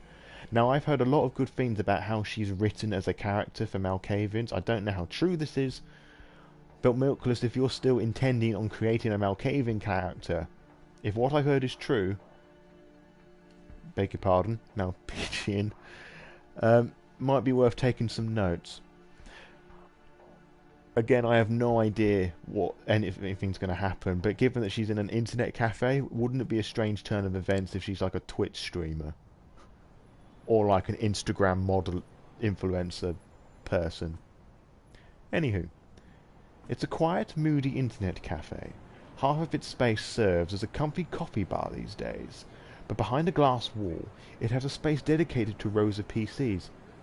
I was also a bit shocked that internet cafes exist still. Um, they don't really, they've never really been a thing in the UK. Um, ah, my household actually has a lot of pagan stuff. Um, ah, so I was just reading the rest of what you said. That's very interesting. Yeah, we have a... Cool, duly noted. Yeah, there's a lot of pagan stuff in my household. A bit of everything. There's Hinduism, very little Christianity, pagan, spiritual, a lot of spiritual stuff. We're very open-minded, but we just tend to shut down anything that's Christian related. It's really bad. Oh, and I've just noticed on the screen the reddy, jaggedy bits. Because we've used our blood powers, our disciplines, we've gotten hungrier. So at some point we're going to get the opportunity. Well, hopefully we'll get the opportunity to feed, and if we do, we're going to take it. Right. So internet cafe, moody space dedicated to PCs. Next. From the street, you can notice tired adults in casual clothes typing away absent-mindedly with some bored kids wasting late evening hours on colourful online games. If Sophie's tale is to be believed, this is where Hope has set up her haven. One of the waiters is standing outside the building, gazing at the sky with a smartphone in one hand and a vape pen in the other. Ugh. Sorry, I have a low opinion on the act of smoking and vaping in general. I'll try not to be too snotty about it, but so if I occasionally sigh like that. This is my it's also native. Oh, that's quite a diverse pool you've got. I like that. Yeah, there's some Native American things in my house as well, and certain beliefs. We're very culturally open. And the funny thing is, I went to a Catholic school, or rather it was a private school that was a Catholic school. It had a little altar and things, and yeah. You approach the man and tell him, what do we say? I'm looking for hope. I think we're just going to go with that as being, but then again, this is a Malkavian straight, but then again, Caesar doesn't know what he's getting himself into. Yeah, that's why I was trying not to make a big thing of it. I'm not gonna be like an old person and shout at you. It's just. You mean do whatever you want. I mean, as long as it's not hurting other people. I mean, it's just my opinion.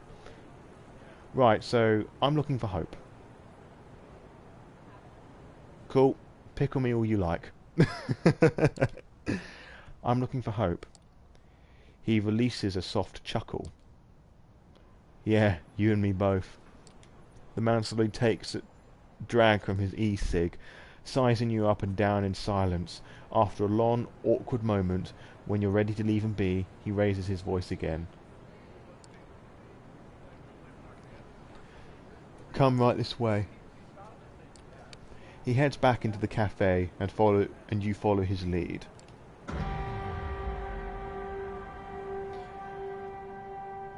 When you make your way through the space with computers, no one averts their gaze from the spreadsheets, emails, Facebook profiles, or games of Fortnite. You see, because that little black thing appeared on the screen, I thought that was like a vampire hunger thing kicking in, because that's when it's usually happened, so I was a bit worried, oh god, we're just eating everyone. It's a common sight, one you wouldn't have paid much attention to a few weeks ago. Oh, of course, he is going to notice it, because it's a load of people, blood, blur. But now it seems unnervingly quaint. Would they still be spending their time like this if they were immortal? The waiter unlocks an unassuming door at the end of the room and lets you inside. You two swiftly make your way through a labyrinth of sterile grey corridors, taking confusing twists and turns. Yeah, Holly's properly asleep now, so if you can hear like her snoring in the background, apologies.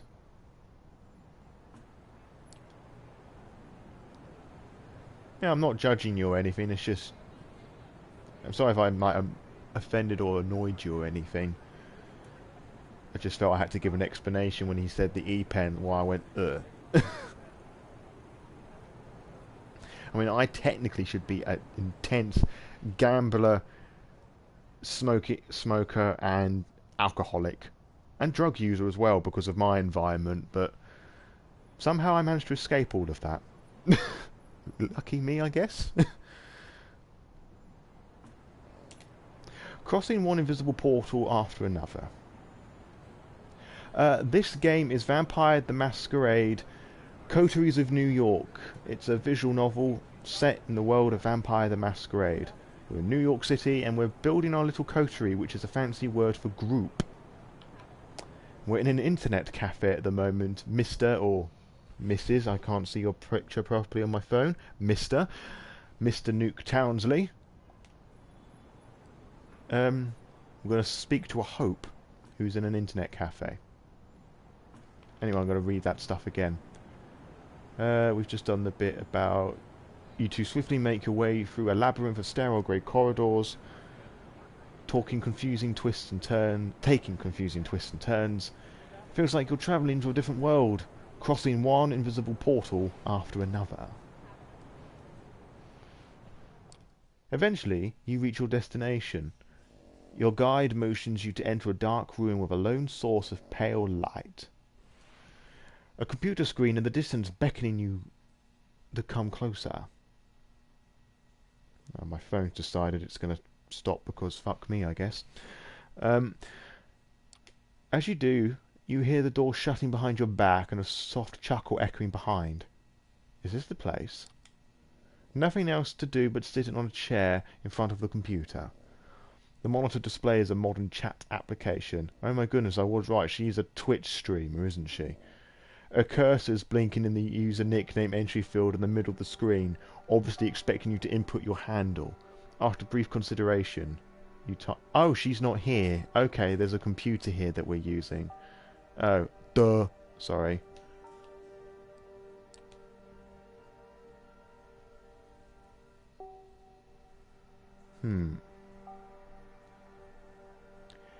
Your name, I'm gonna go with... Better to play it straight and prove that you have nothing to hide as a gesture of goodwill. Although if it was me, I would have put in Caesar 123, but there you go. Because that's super secure. After a few seconds, the chat window opens and messages starting appearing on the screen. I'm going to try that again. After a few seconds, the chat window opens and messages start appearing on the screen in quick succession. Hostage execution.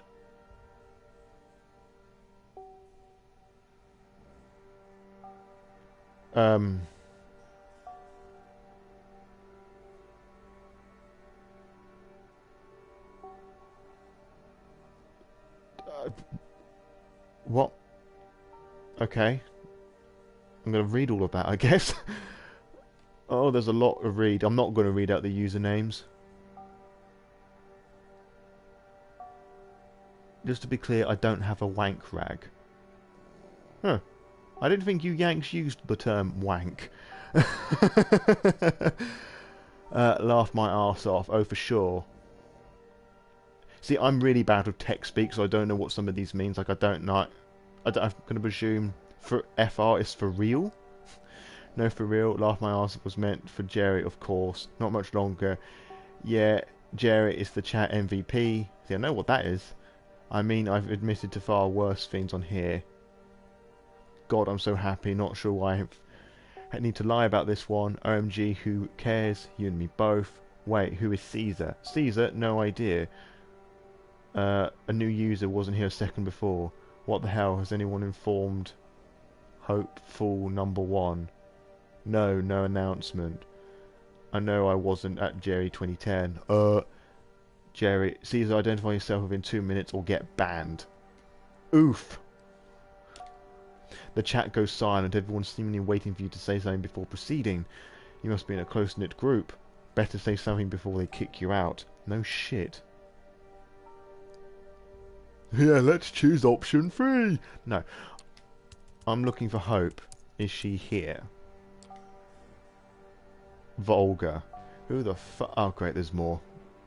Yep, okay, sure. Go ahead. Yep. Tippity-tappity type. Okay. Who the fuck are you? This is meant to be a safe channel. Investigating what went wrong. How did they even get in here? Oh, someone's looking for her. They. So multiple people. Stay calm. Can you get the location, Jerry?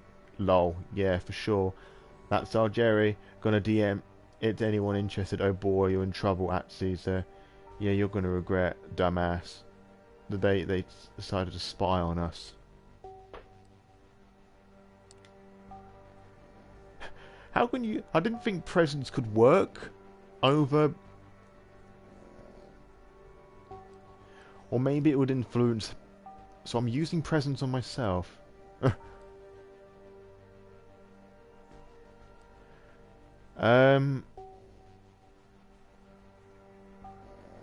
Okay, so there's all these scenarios in each of these that could potentially get us kicked out.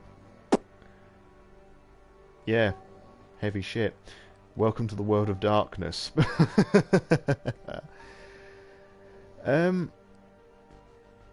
let's try presents again. Although I'm not too sure what that's going to do to our hunger. The red, jaggedy bits around the side of the screen, which you probably can't see all that well. You've had enough of these trash-talking randoms. Time to teach them some respect. Oh no. Your blood fires up. Ancient power starts coursing through your veins. Fingers tapping the keyboard buttons on their own. Oh shit. Oh fuck. Oh no. Oh no. You better stay quiet if you know what's good for you. You have no idea who you're messing with. You will obey me. Oh shit. We kinda fucked up. And then it explodes.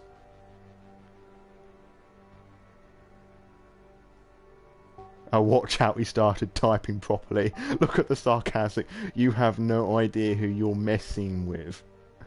Someone's made a user in that time saying, fuck Caesar. Bastards. No, it was not. I thought... I wasn't expecting it to do that. I thought with it being presents, it was going to be... Alright guys, let's calm down. I'm here to help you. It's like, oh shit. Guess your powers didn't work online. I should have fucking not... Go figure, you know your cheeks turn blood red now if they still could. Got the info, nice. You want to die, arsehole? You will die, you will die, die. Oh, great. Sentenced to death for a shitty name for their mum gave to them. Oh, damn.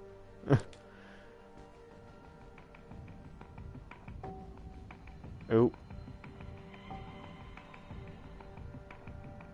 Be careful in the milk parts, that's my advice. Yeah, thanks. Yeah, really helpful now that I'm about to die. Oh shit. A split second after you read the message, you feel someone's arms tightening around your neck. The violent return to reality catches you off guard. A jolt panic rushes through your brain, paralysing you momentarily. You've come to the wrong chat room, motherfucker. A ridiculous whisper rings out next to your ear, and the grip under your head gets even tighter. You start straggling, but even with your newfound supernatural strength, you have trouble breaking out. This isn't a normal human you're dealing with. Last words. Your chat room sucks ass. Sophie sent me here. Langley? Well, I'm aware that it was only starting. I was just hoping that I didn't choose, like, the bad option. Like, I can expect, like, all these different clan paths to cut us off if we choose the wrong options. And in this case, we die. The hand holding your chin shifts its position slightly. Don't struggle, I will break your windpipe. Or my phone. Which would end even worse for you. Sounds of a camera shut and light flashing. Did they just take some selfies with you? Alright, that's enough fun. I'm letting you go.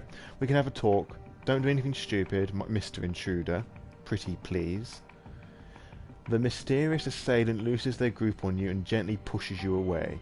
You quickly turn to take a good look at them. Oh, she is fabulous.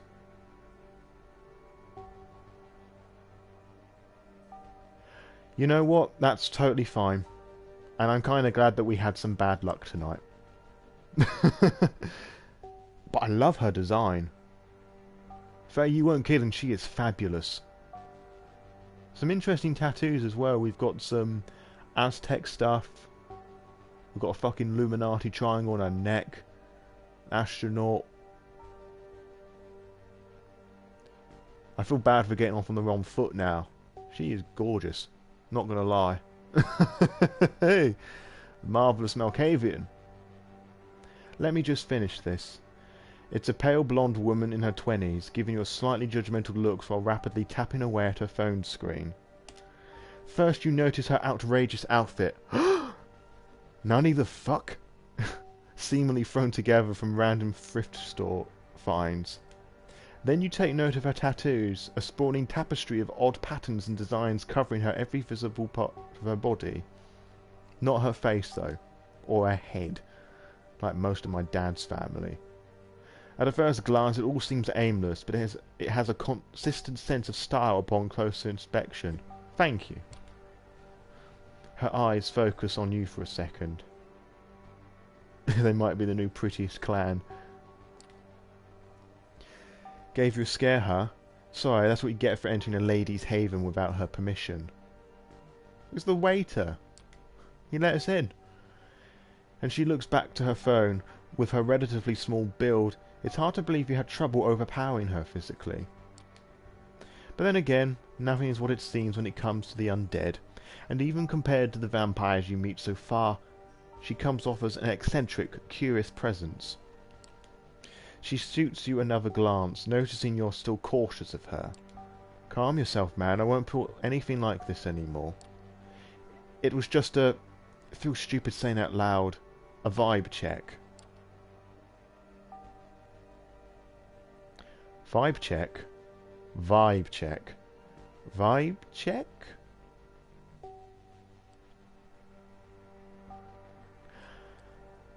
That one seems dumb, that one seems rude, that one seems genuine. What do we think?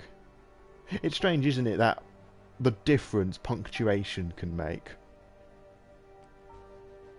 2? Alright, let's see what happens. Vibe check. Yeah, I got a glimpse of your vibe on the internet, and in a dangerous situation. I'd say I've got a pretty good idea about who you really are. Gulp. I'm Hope, by the way, and if you're here you've probably heard of me, so I went ahead and skipped the pleasantries. But come to think of it, I might have skipped too many of those. Oh.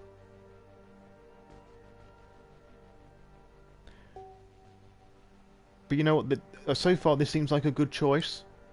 Yeah, she definitely fits the description you're given by Sophie. I still can't believe you got so mad online. You actually tried to use your powers on people to talk trashing about you from who knows where. Jesus. Well, we learned an important lesson here. Presence does not work online. Milkless, all your options apart from the last... Well, not the last one, but the one before have all been good. And you know what?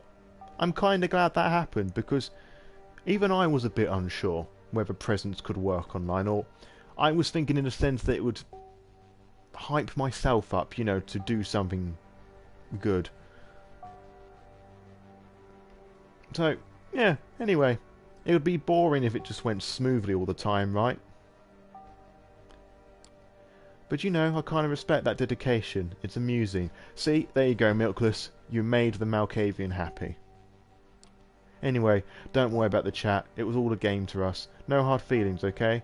I'll introduce you properly later. See? It's all cool. We're not going to die. Phew.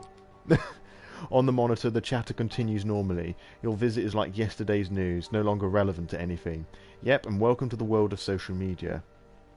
Yeah, it was a fairly decent. We didn't die. She don't hate us. I'm just going to take a mouthful of water. Ugh. It's been there for 2 hours. It's all meh. But, look, if we're going to talk about you, you should have something to say too. What are you doing here? About time, she asked. Note to self, she really loves the sound of her own voice. God, this Caesar needs a fucking slap.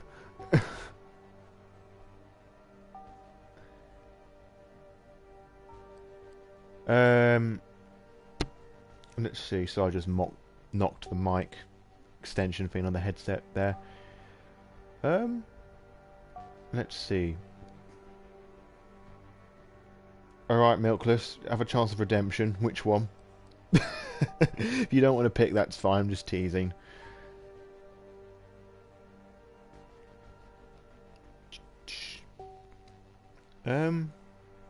We've already told her that Sophie sent us. Free? Yeah, alright, let's go for free. I came to you because I need help. Hope gives you a pitiful look. So do I. Too bad I think therapy is I can't read. Too bad I think therapy is a scam. Yeah, because Malkavians have a bit of everything going on. Allegedly. She gets too close for comfort to give you a closer look. After a few seconds, some kind of realization dawns on her face and she points her finger at you. Wait. Shit! Are you the new Langley plaything? Word seems to be getting around fast. Of course you are. It was obvious the second Langley got her hands on a new server and she started building a network. Your missions tell me that could really come in handy when... But Langley, that's a risky game.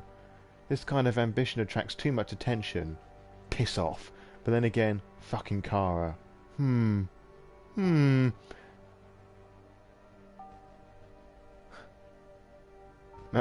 Yeah. Blood Mummy is playing with us. I'm hazarding a guess that Hope is using...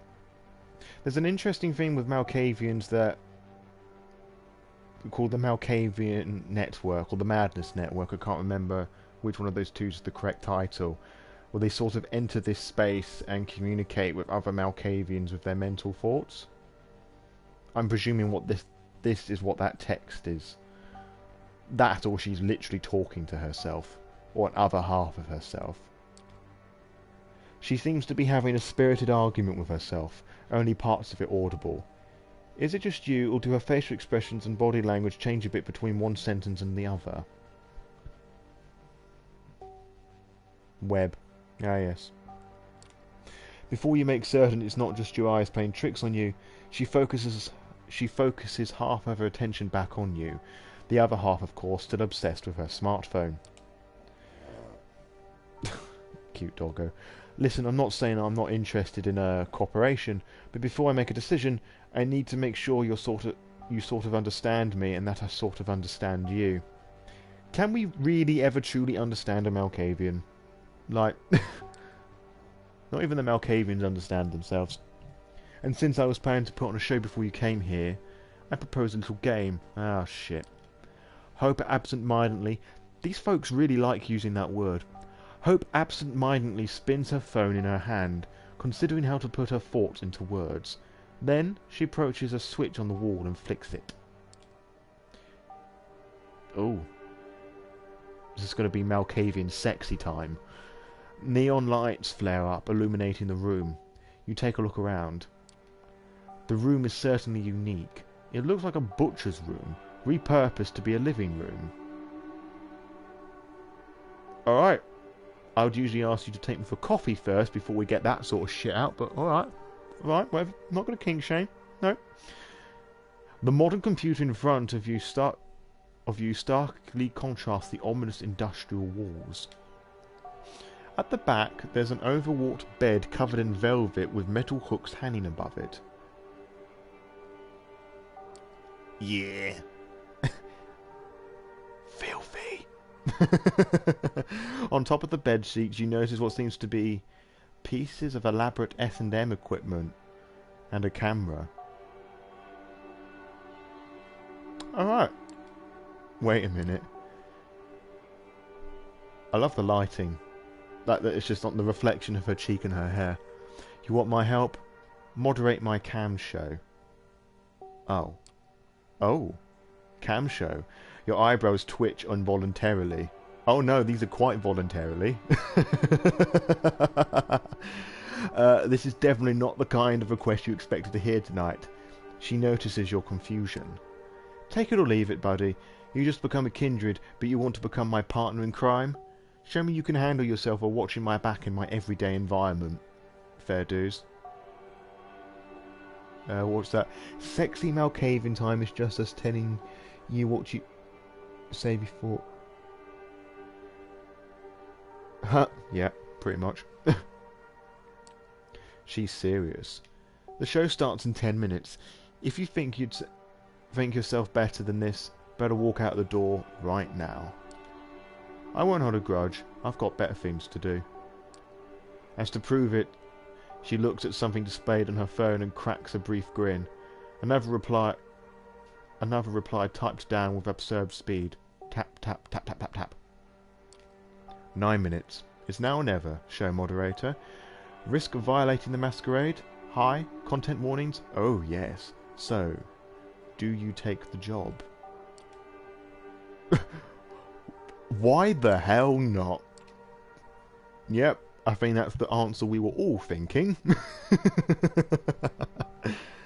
Hope brightens up, and her smile looks surprisingly sincere. Excellent. I promise you might find this interesting in more ways than one. Alright, give me a second. She spends a minute setting up the computer you used before, then urges you to sit down. The explanation of the moderator's functionalities is simple. It boils down to ignoring anyone who doesn't disrupt the chat, banning anyone who does, and kicking anyone who's causing minor trouble. 5 minutes later, she's already online, sitting on her bed in a provocative pose. It is a sex show, isn't it? Her voice, previously hushed, rings out with full force. How are you doing tonight, hopefuls? Ah, clever. You peek at the chat.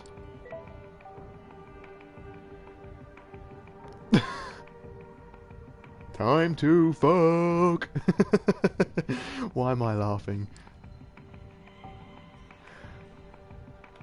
Alright, she gave us some rules here. I'm going to read those again.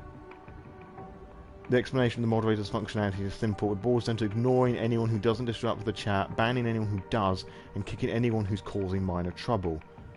Okay, so we're going to be mod. So basically, it's back to doing stuff on the Discord server. Fucking A. Okay. Ignore, because no one's disrupting the chat. They're all being... Right, ignore. You're tempted to try out the kick and ban prompts as soon as possible, but obviously you won't punish someone for a little dirty talk. Well, this is very clear some weird kink fest going on. And this is very much... Well, I'm hoping that's what it is. Thank you. Today's show is quite special. Please welcome our new moderator, Caesar. Oh yeah. They are dry inside.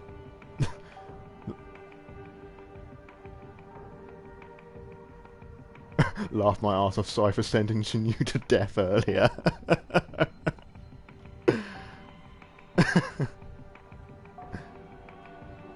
Who?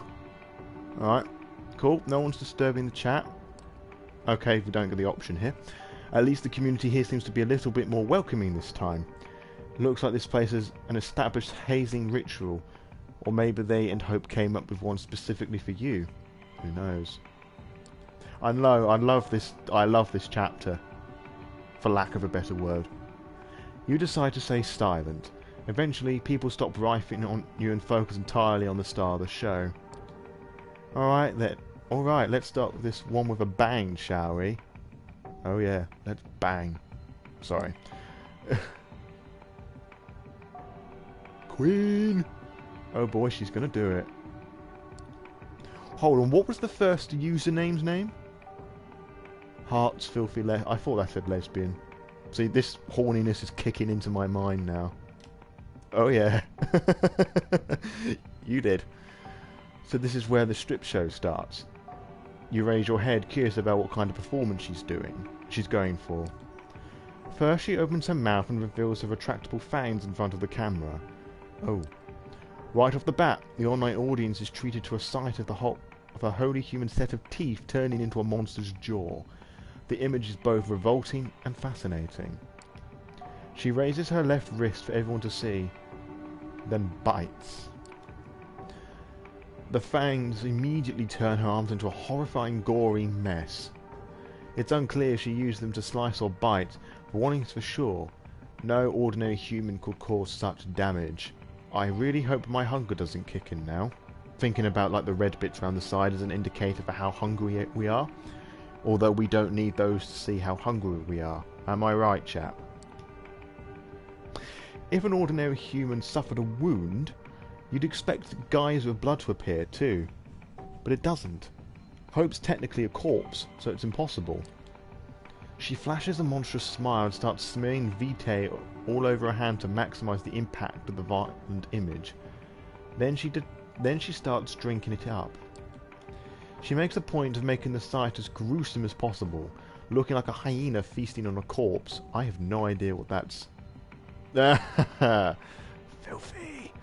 The contrast of her behaviour with her look on an Instagram model is stunning. Yeah, I'm sure this shit would get banned. Like, we probably wouldn't get banned unless like 2 people complained about it.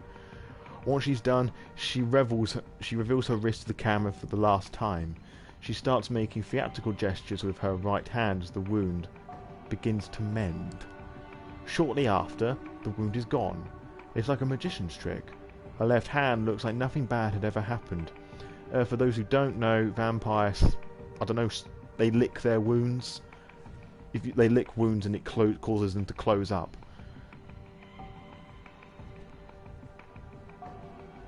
Well, to be honest, the narrator is at an age where I think he wouldn't be able to get it up.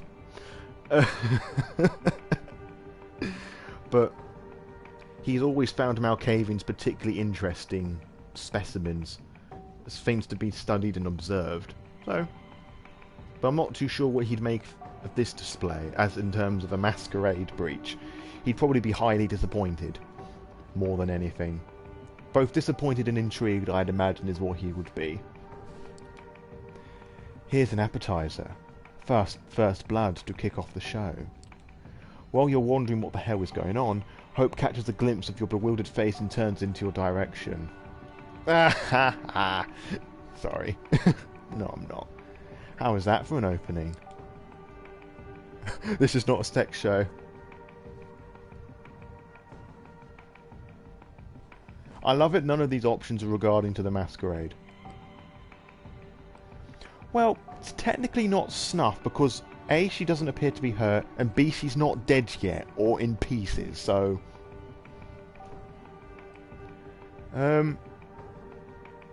I don't know, do I tempt using the first option? This is not a sex show. I think we should go for it.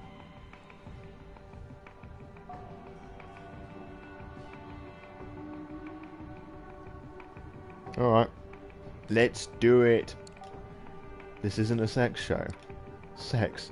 What, will you count on me getting naked in front of you or something? Oh honey, we've just met each other. Ha! So it's not a close discussion. Oh, sorry. Just knocked the controller. Cool.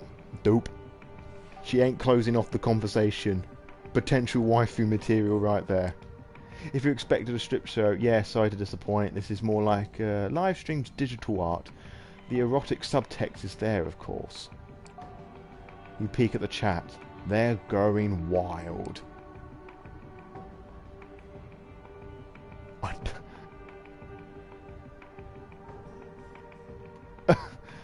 This chat. I love to lick your wrist clean, my fallen angel. Oh, they are thirsty. Nothing more arousing than a beautiful woman teetering on the edge of oblivion. The fuck? A rose petal dancing in the edge of a violent in the eye of a violent hurricane. Jesus. That, I mean, Don't get me wrong, that's poetic as fuck. Oh. But eroticism is not the key here. It's vampirism. It's a new frontier, a living art installation. In the early 90s, the Japanese artists kept producing these videotapes with beautiful women committing gory harakiri. I think that's I don't know how that's pronounced. Those are an inspiration. I have heard of that actually. I don't know. Is it? I mean, I can think of a few people who that might relay to. Actually, come to think of it, this entire thing is for the... Actually, no, I changed my mind. I've just realised everybody who's watching this. Sorry, my bad. She bares her fangs again in a devious grin. But I've no interest in auto-destruction or turning myself into a victim.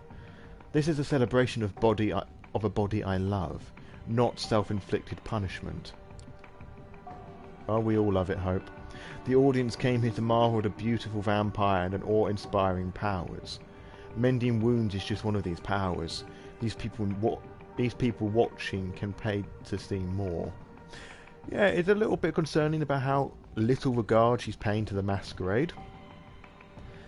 I mean, because remember, this is all Camarilla stuff, so I wonder how much Sophie knows of all of this.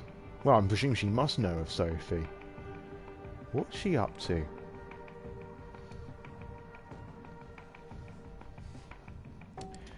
Oh, and don't worry, the only things the audience can see and hear the things I allow them to. We can talk freely, just remember to moderate the chat, will you? High risk of violating the Masquerade. What a joke, she's blatantly breaching in front of anonymous viewers. Still speechless, you turn your attention to the screen.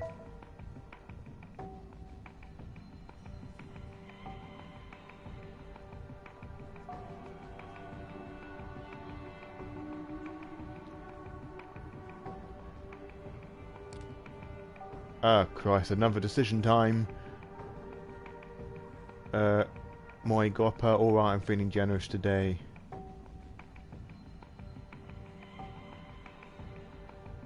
Please remember to moderate the chat, will you?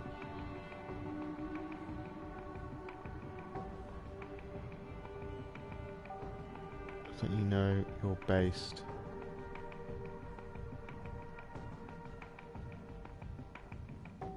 First victim.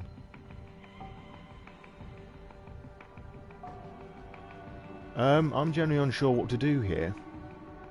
So I should have been reading that all aloud, but I was just thinking. Alright, I'm feeling generous today. Have you planned your next tattoo yet? I'll pay for the next attraction. Looking like a pink marshmallow covered in raspberry sauce. First victim, just letting you know that you're based. I know.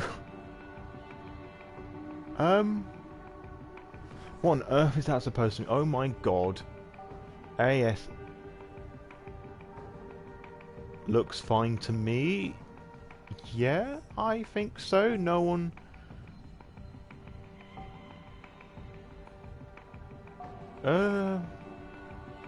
Moderate the chat. We can talk freely, just remember to moderate the chat, will ya? I'm gonna have to ignore. I think that's probably the best thing to do, because I think the idea is to react to people who are just being trolled and, like, not appreciating what she's doing. Ignore. You let the guy vent his excitement. Seems harmless. Oh, okay, so all of that was pointless. It was just the last bit.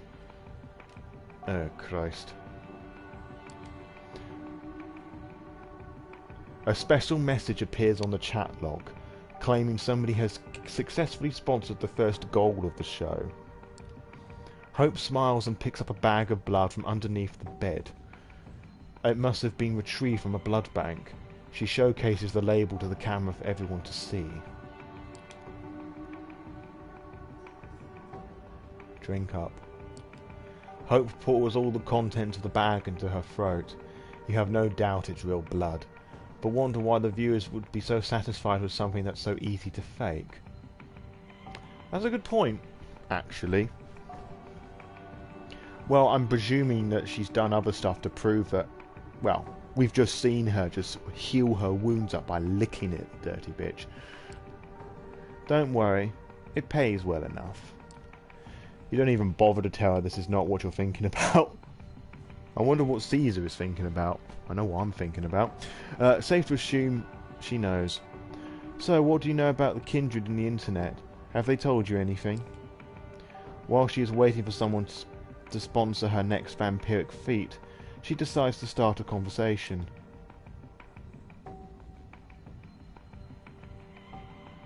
Is this the right time? Is there vampire internet? Pfft. If you find something that looks vampire internet, stay away. See, some of us are used to experiment with our own secure networks. We try to build our own information hubs, social networks, everything. She's referring to ShrekNet here, I believe. She's still working the phone in one hand while looking for something under the bed with the other. How many things she can concentrate on? How many things she can concentrate on at one time exactly? One day, the NSA, which Shh, Holly, I know you're excited too for the thirsty chat. The one day the NSA got in. Turns out elders never really got the hang of proper security practices. Or the sigils they used to smear on their screens didn't exactly work as advertised. Yeah. The NSA, the National Security Agency, I believe it stands for, or at least in VTN canon. Basically, the American government hacked into ShrekNet, which encouraged the Second Inquisition starting, and they teamed up with the Society of Leopold, who are the remnants of the First Inquisition, vampire hunters, and then a load of other things happened. And there's a bit of teaser for the Inquisition Law podcast episode I worked on a while ago, which has yet to be recorded. Then, of course, all the other three-lettered intelligence agencies in the world got their intel, and a lot of them decided bloodsuckers were the perfect new enemies of our post-9/11 times. Thank you. The Second Inquisition came into being. Ever heard of it? Well, funny enough, a lot of her kind died just because they were too present online. Right now, the remains of our old world network serve as a government honeyspots, kept alive to attract fledglings and hunt them down. You post a certain keyword on Twitter or Facebook, you get tagged for investigation. You vert certain patterns, you get tagged for investigations. Hope, then what the fuck is this then? So there is a certain thrill in becoming an online presence without attracting attention from the authorities. I can see how that works, but you're gonna trip up sometime. She stretches on the bed. Has it gotten hot in here or something? I mean, is it just me? I'm gonna make a fucking frenzy check in a moment. I hope you're still monitoring the chat. Of course not. You're not as good as dividing your attention as she is. You correct your mistake and check the recent messages. Oh, she's talking to somebody. Can't wait for the real...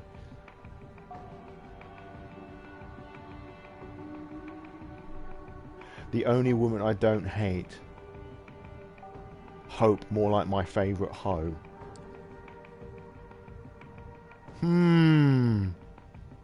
Well, she's encouraged people to talk... Yeah, sorry. I'm a simple man. Can't wait to see the real thing start. This two monsters set up rules. Call of Duty on one screen. Drop Dead Hotness on the other screen. Kick.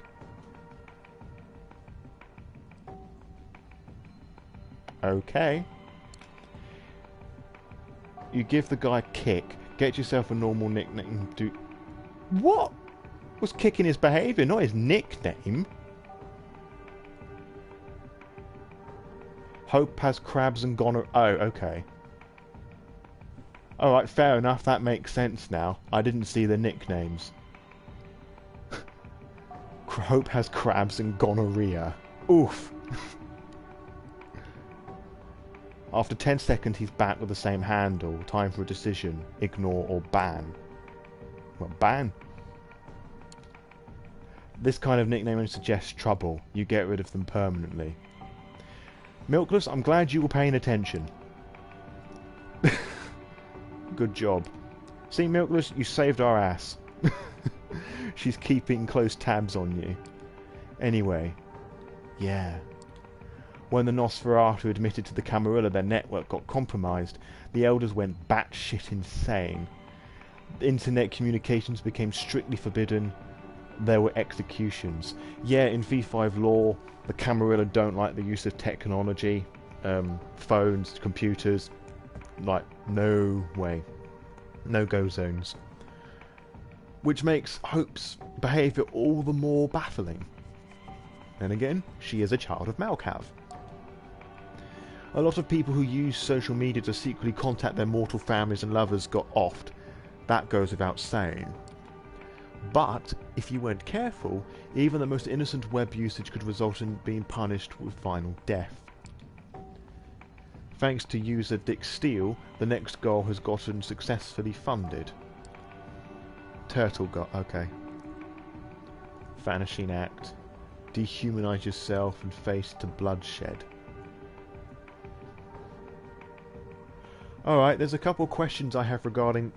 Vanishing act is referring to obfuscate, which allows them to disappear. Well, the vampire to disappear. However, obfuscate usually doesn't work with technology. So, if she can turn herself invisible in the presence of a camera, she's of a relatively high, pretty powerful Malkavian. So I think with that, that's something to keep in mind. See, it's weird, I can pay attention like that, but these really shitty usernames just fly out the window. She raises her hand, 3 fingers up, 2 fingers up, 1 finger up.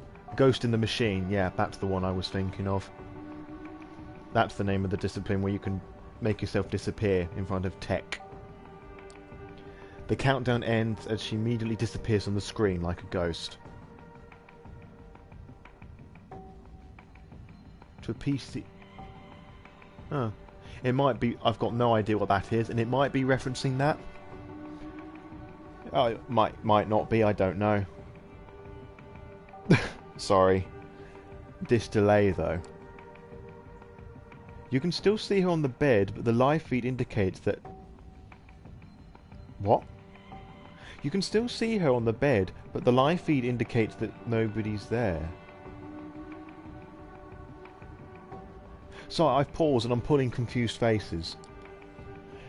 When you deeply focus on the digital image, you swear you can make out some unusual glitching where her silhouette should be, but it could be very well just be placebo. You ready for this? 3, 2, 1. A flash of the camera. The instant she appears on the screen, she takes a selfie, sticking her tongue out in a provocative manner. Oh, I can just imagine... what's that name of that Instagram person who sticks her tongue out, the eyes inward, that takes from... The Ahigo, that's the thing I'm thinking of. I just imagine that right now.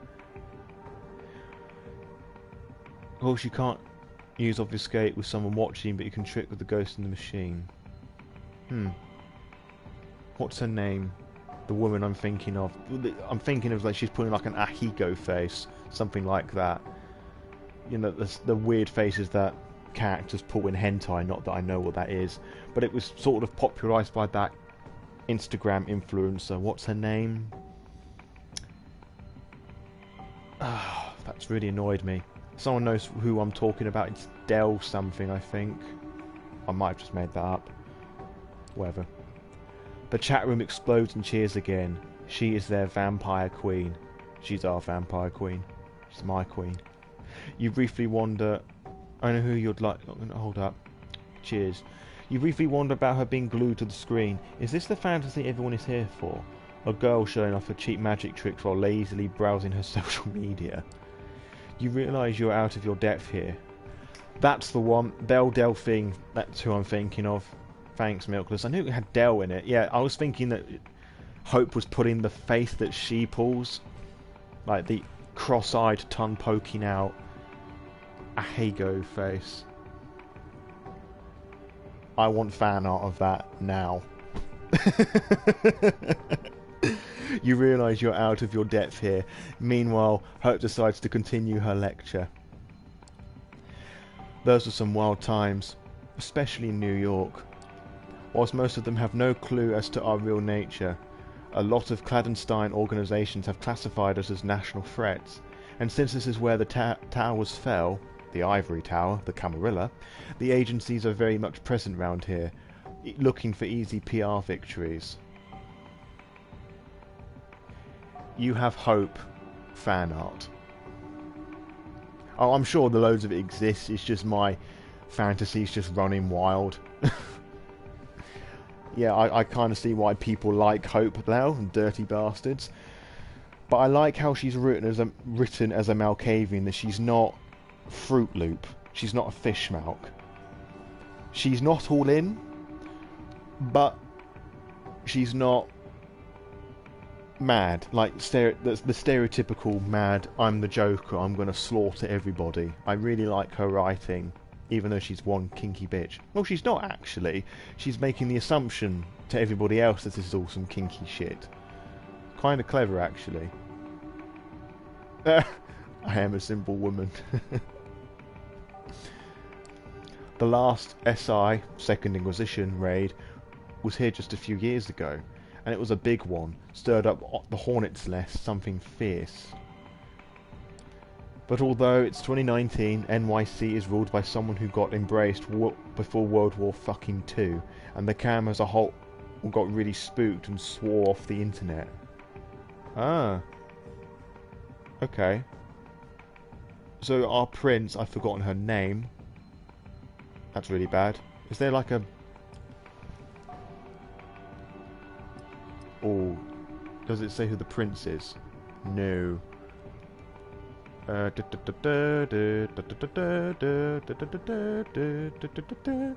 it doesn't. Alright.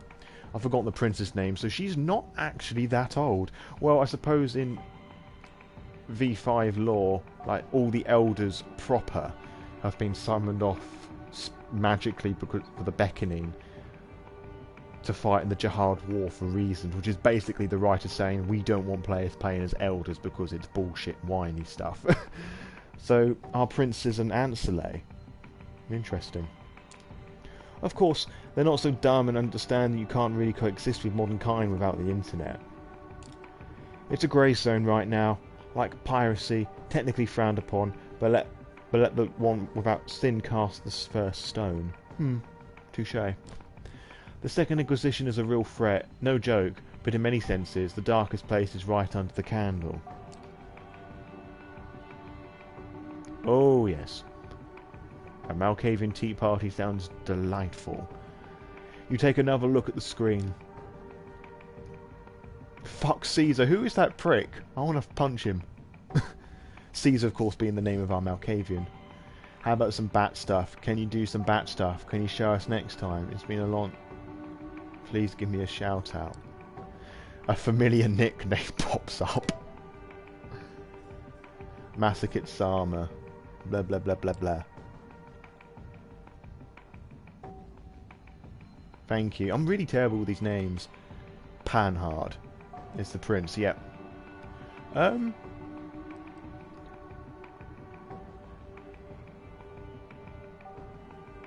Is this guy disturbing the I'm gonna suggest kicking him.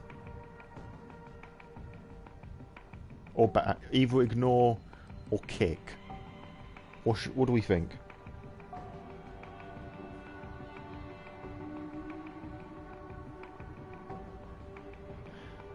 Okay, so we know that... Alright, ignore it is. The guy seems to be having the time of his life. Good on you, buddy. See, this is why I have moderators on the Discord server, because I'm shit at this. And I overlook things. Oh, okay. Ah. Oh, so you're just going to let this guy shit up the chat comment. It's your job to react to spam. She lets out a dejected sigh and kicks the guy from the room herself. Can't imagine she's too satisfied with how you handle the situation. Hello, Milton. You've missed quite a interesting show. We met a guy No, you were here with the church stuff, weren't you? We're dealing with Hope the Malkavian now, who's breaching the Masquerade and getting us all terribly excited. And I'm currently doing what you do, and I'm sucking ass. No problem, Faye. Doesn't matter. You know what? We've got all the others right so far. Just one slit-up's fine. Neither do I, but you know what? Because there was that guy from earlier on who just did all of that, and that was okay because he was like really excited. But duly noted. Oh yeah, fun fact about being a vampire.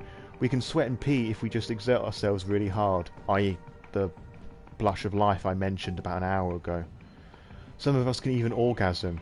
We can even cry, but only tears of blood. Yeah, again, blush of life makes you to be a human, but if your humanity's like, I think it's below 6, you can't use the blush of life. Yes. I'm drawn to Kadir as well. He's our tsundere. She's just kinky bitch. It's something I've always dreamed of doing when I was 14. What? You said a lot of things there. We can even cry, but only tears of blood. I'm going to presume you meant the last one. So romantic, and it drives me crazy. As proof of her words, a scarlet tear running down her face. The chat goes wild. This seems to be exactly the kind of thing they have been waiting for. I just realised, Helton, that was a huge lunch. What did you have? Ah, the angels fell down from the heaven. Oh, you did it again. Fuck, man. Oh, this one looks like a good read. The details of the bit scarce of even how... I'm going to have to read this off my phone because I can't see it on this TV screen. The details are a bit scarce in how everything's related to Blush of Life works. High humanity means that Blush... Yeah, that's how I've interpreted it as well. Cool. Good. It's good to have good breaks. Can you imagine USA assembling a blood-sucking squad that would just cruise by a board and suck blood out of every... What? Every illegal they found. The very thought gives me a biggest boner. The fuck, man? It's even in his name. Fuck, man. Can you imagine the USA assembling a blood-sucking squad that could just...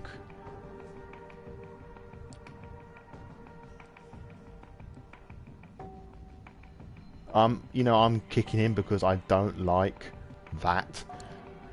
And kicked. Just to be clear, you realise what we're doing here is a blatant breach of the Masquerade, right? I honestly expected you to leave or inform somebody by now, but you haven't, have you? You try and focus on the chat. A familiar nickname is displayed on the screen.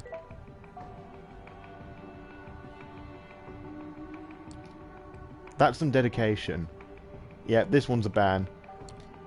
Looks like Mr. Masochist needs a longer break. After you ban him, you hear Hope's voice. Good job handling that guy. Great. If nothing else works out tonight, seems like you fit this job at the very least. Yeah, one cock-up ain't bad. In any case, the last goal has been funded. It's time for the great finale. This is what you've all been waiting for. Right. Yes, Queen. Her voice has changed. She gets closer to the camera, letting her face fill the frame of the live feed. Her mesmerizing eyes are focused purely on the viewers. You wanted blood? Come out onto the streets, claw out your neighbours' throats, slash their veins and drink up. Oh no.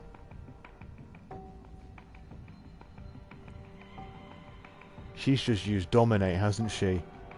High levels of Dominate can work through tech as well.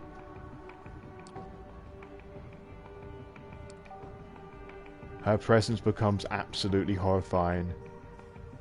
I was waiting for you to say that, Held. And influences the chat in some incomprehensible way. Everyone starts typing like they are possessed. Liberate yourself from the shackles of ordinary morality. make them scream, feel the warmth of their entrails.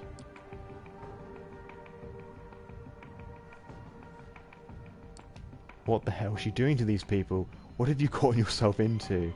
Transcend your bodies, release the message of hope into the world. Oh shit. She jerks violently for a second and then falls down on the bed like a marionette that had just had its strings severed. She exhales loudly a few times. I think this is the closest we're ever going to see a vampire orgasm. And laughs. And when she does, the room goes dark again. Alright, that's enough. Instead of continuing, she does something with her phone. The stream ends and the chat instantly becomes dead quiet. Oh! I don't know if any of you watch LA by Night, but if Victor Temple went into evil mode, that would be that. I reckon. Let me take over. The atmosphere in the room has completely changed. She's already put herself together and stood up. Now she's walking towards you. At Volga, what the fuck just happened? Guess the show's over. Everyone relax and go home. I'm worried if I read that aloud, YouTube's just gonna destroy my YouTube channel. Oh, and I was almost ready to make a mess, bros.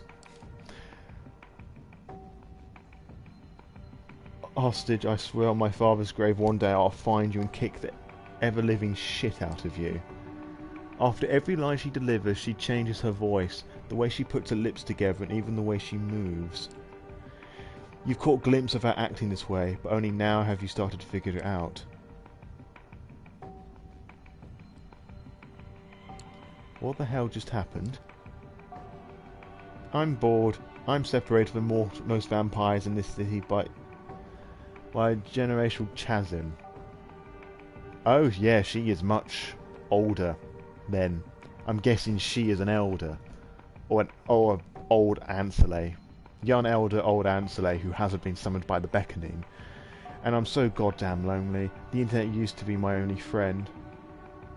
Or maybe, well, actually come to think of it, she doesn't have to be an elder because, you know, she's hundreds of years old, potentially, and the internet is filled with people much, much younger and innocent and dumber. Actually. I've just seen the time, I'm going to have to disappear in a minute. But I reckon this is finishing up, and then we'll call it quits. Years ago I started researching tulpas, collective unconsciousness, all the mumbo-jumbo, the intersection of psychology and spirituality, and I decided to experiment. The show was fake. Oh.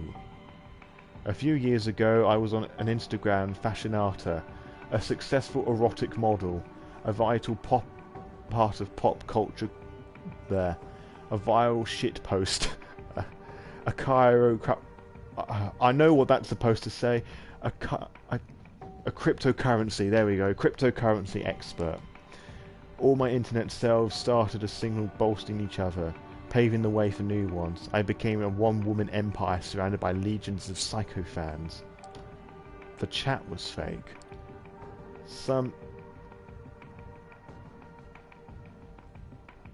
Yes, sorry that I'm not Russian.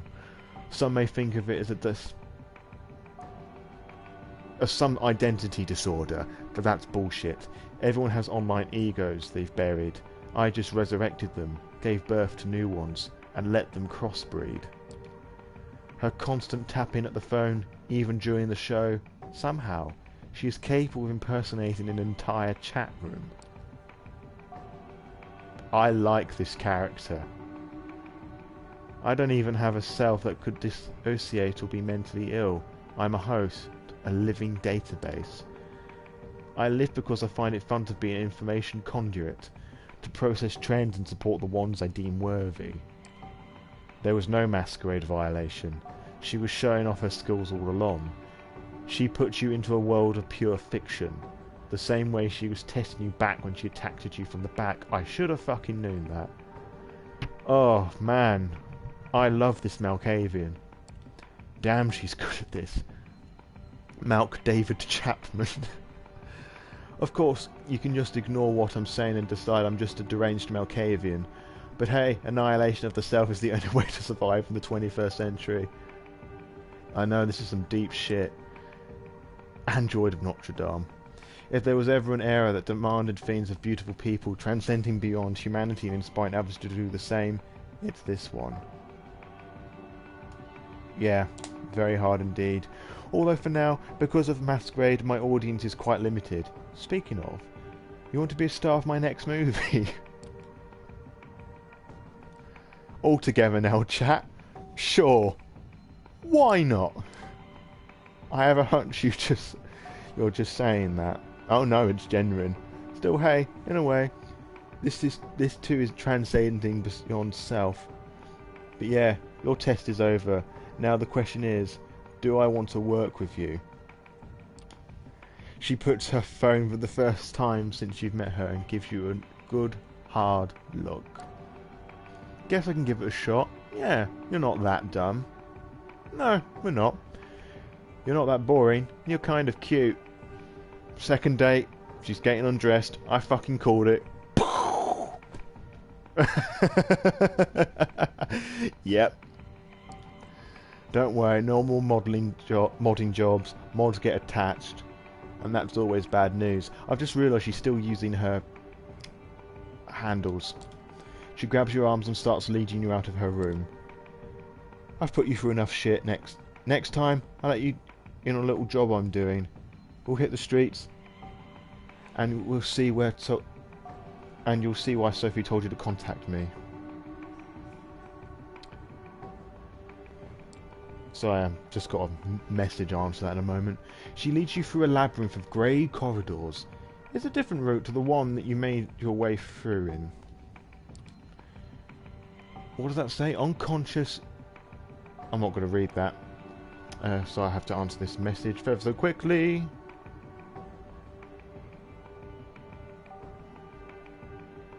Very...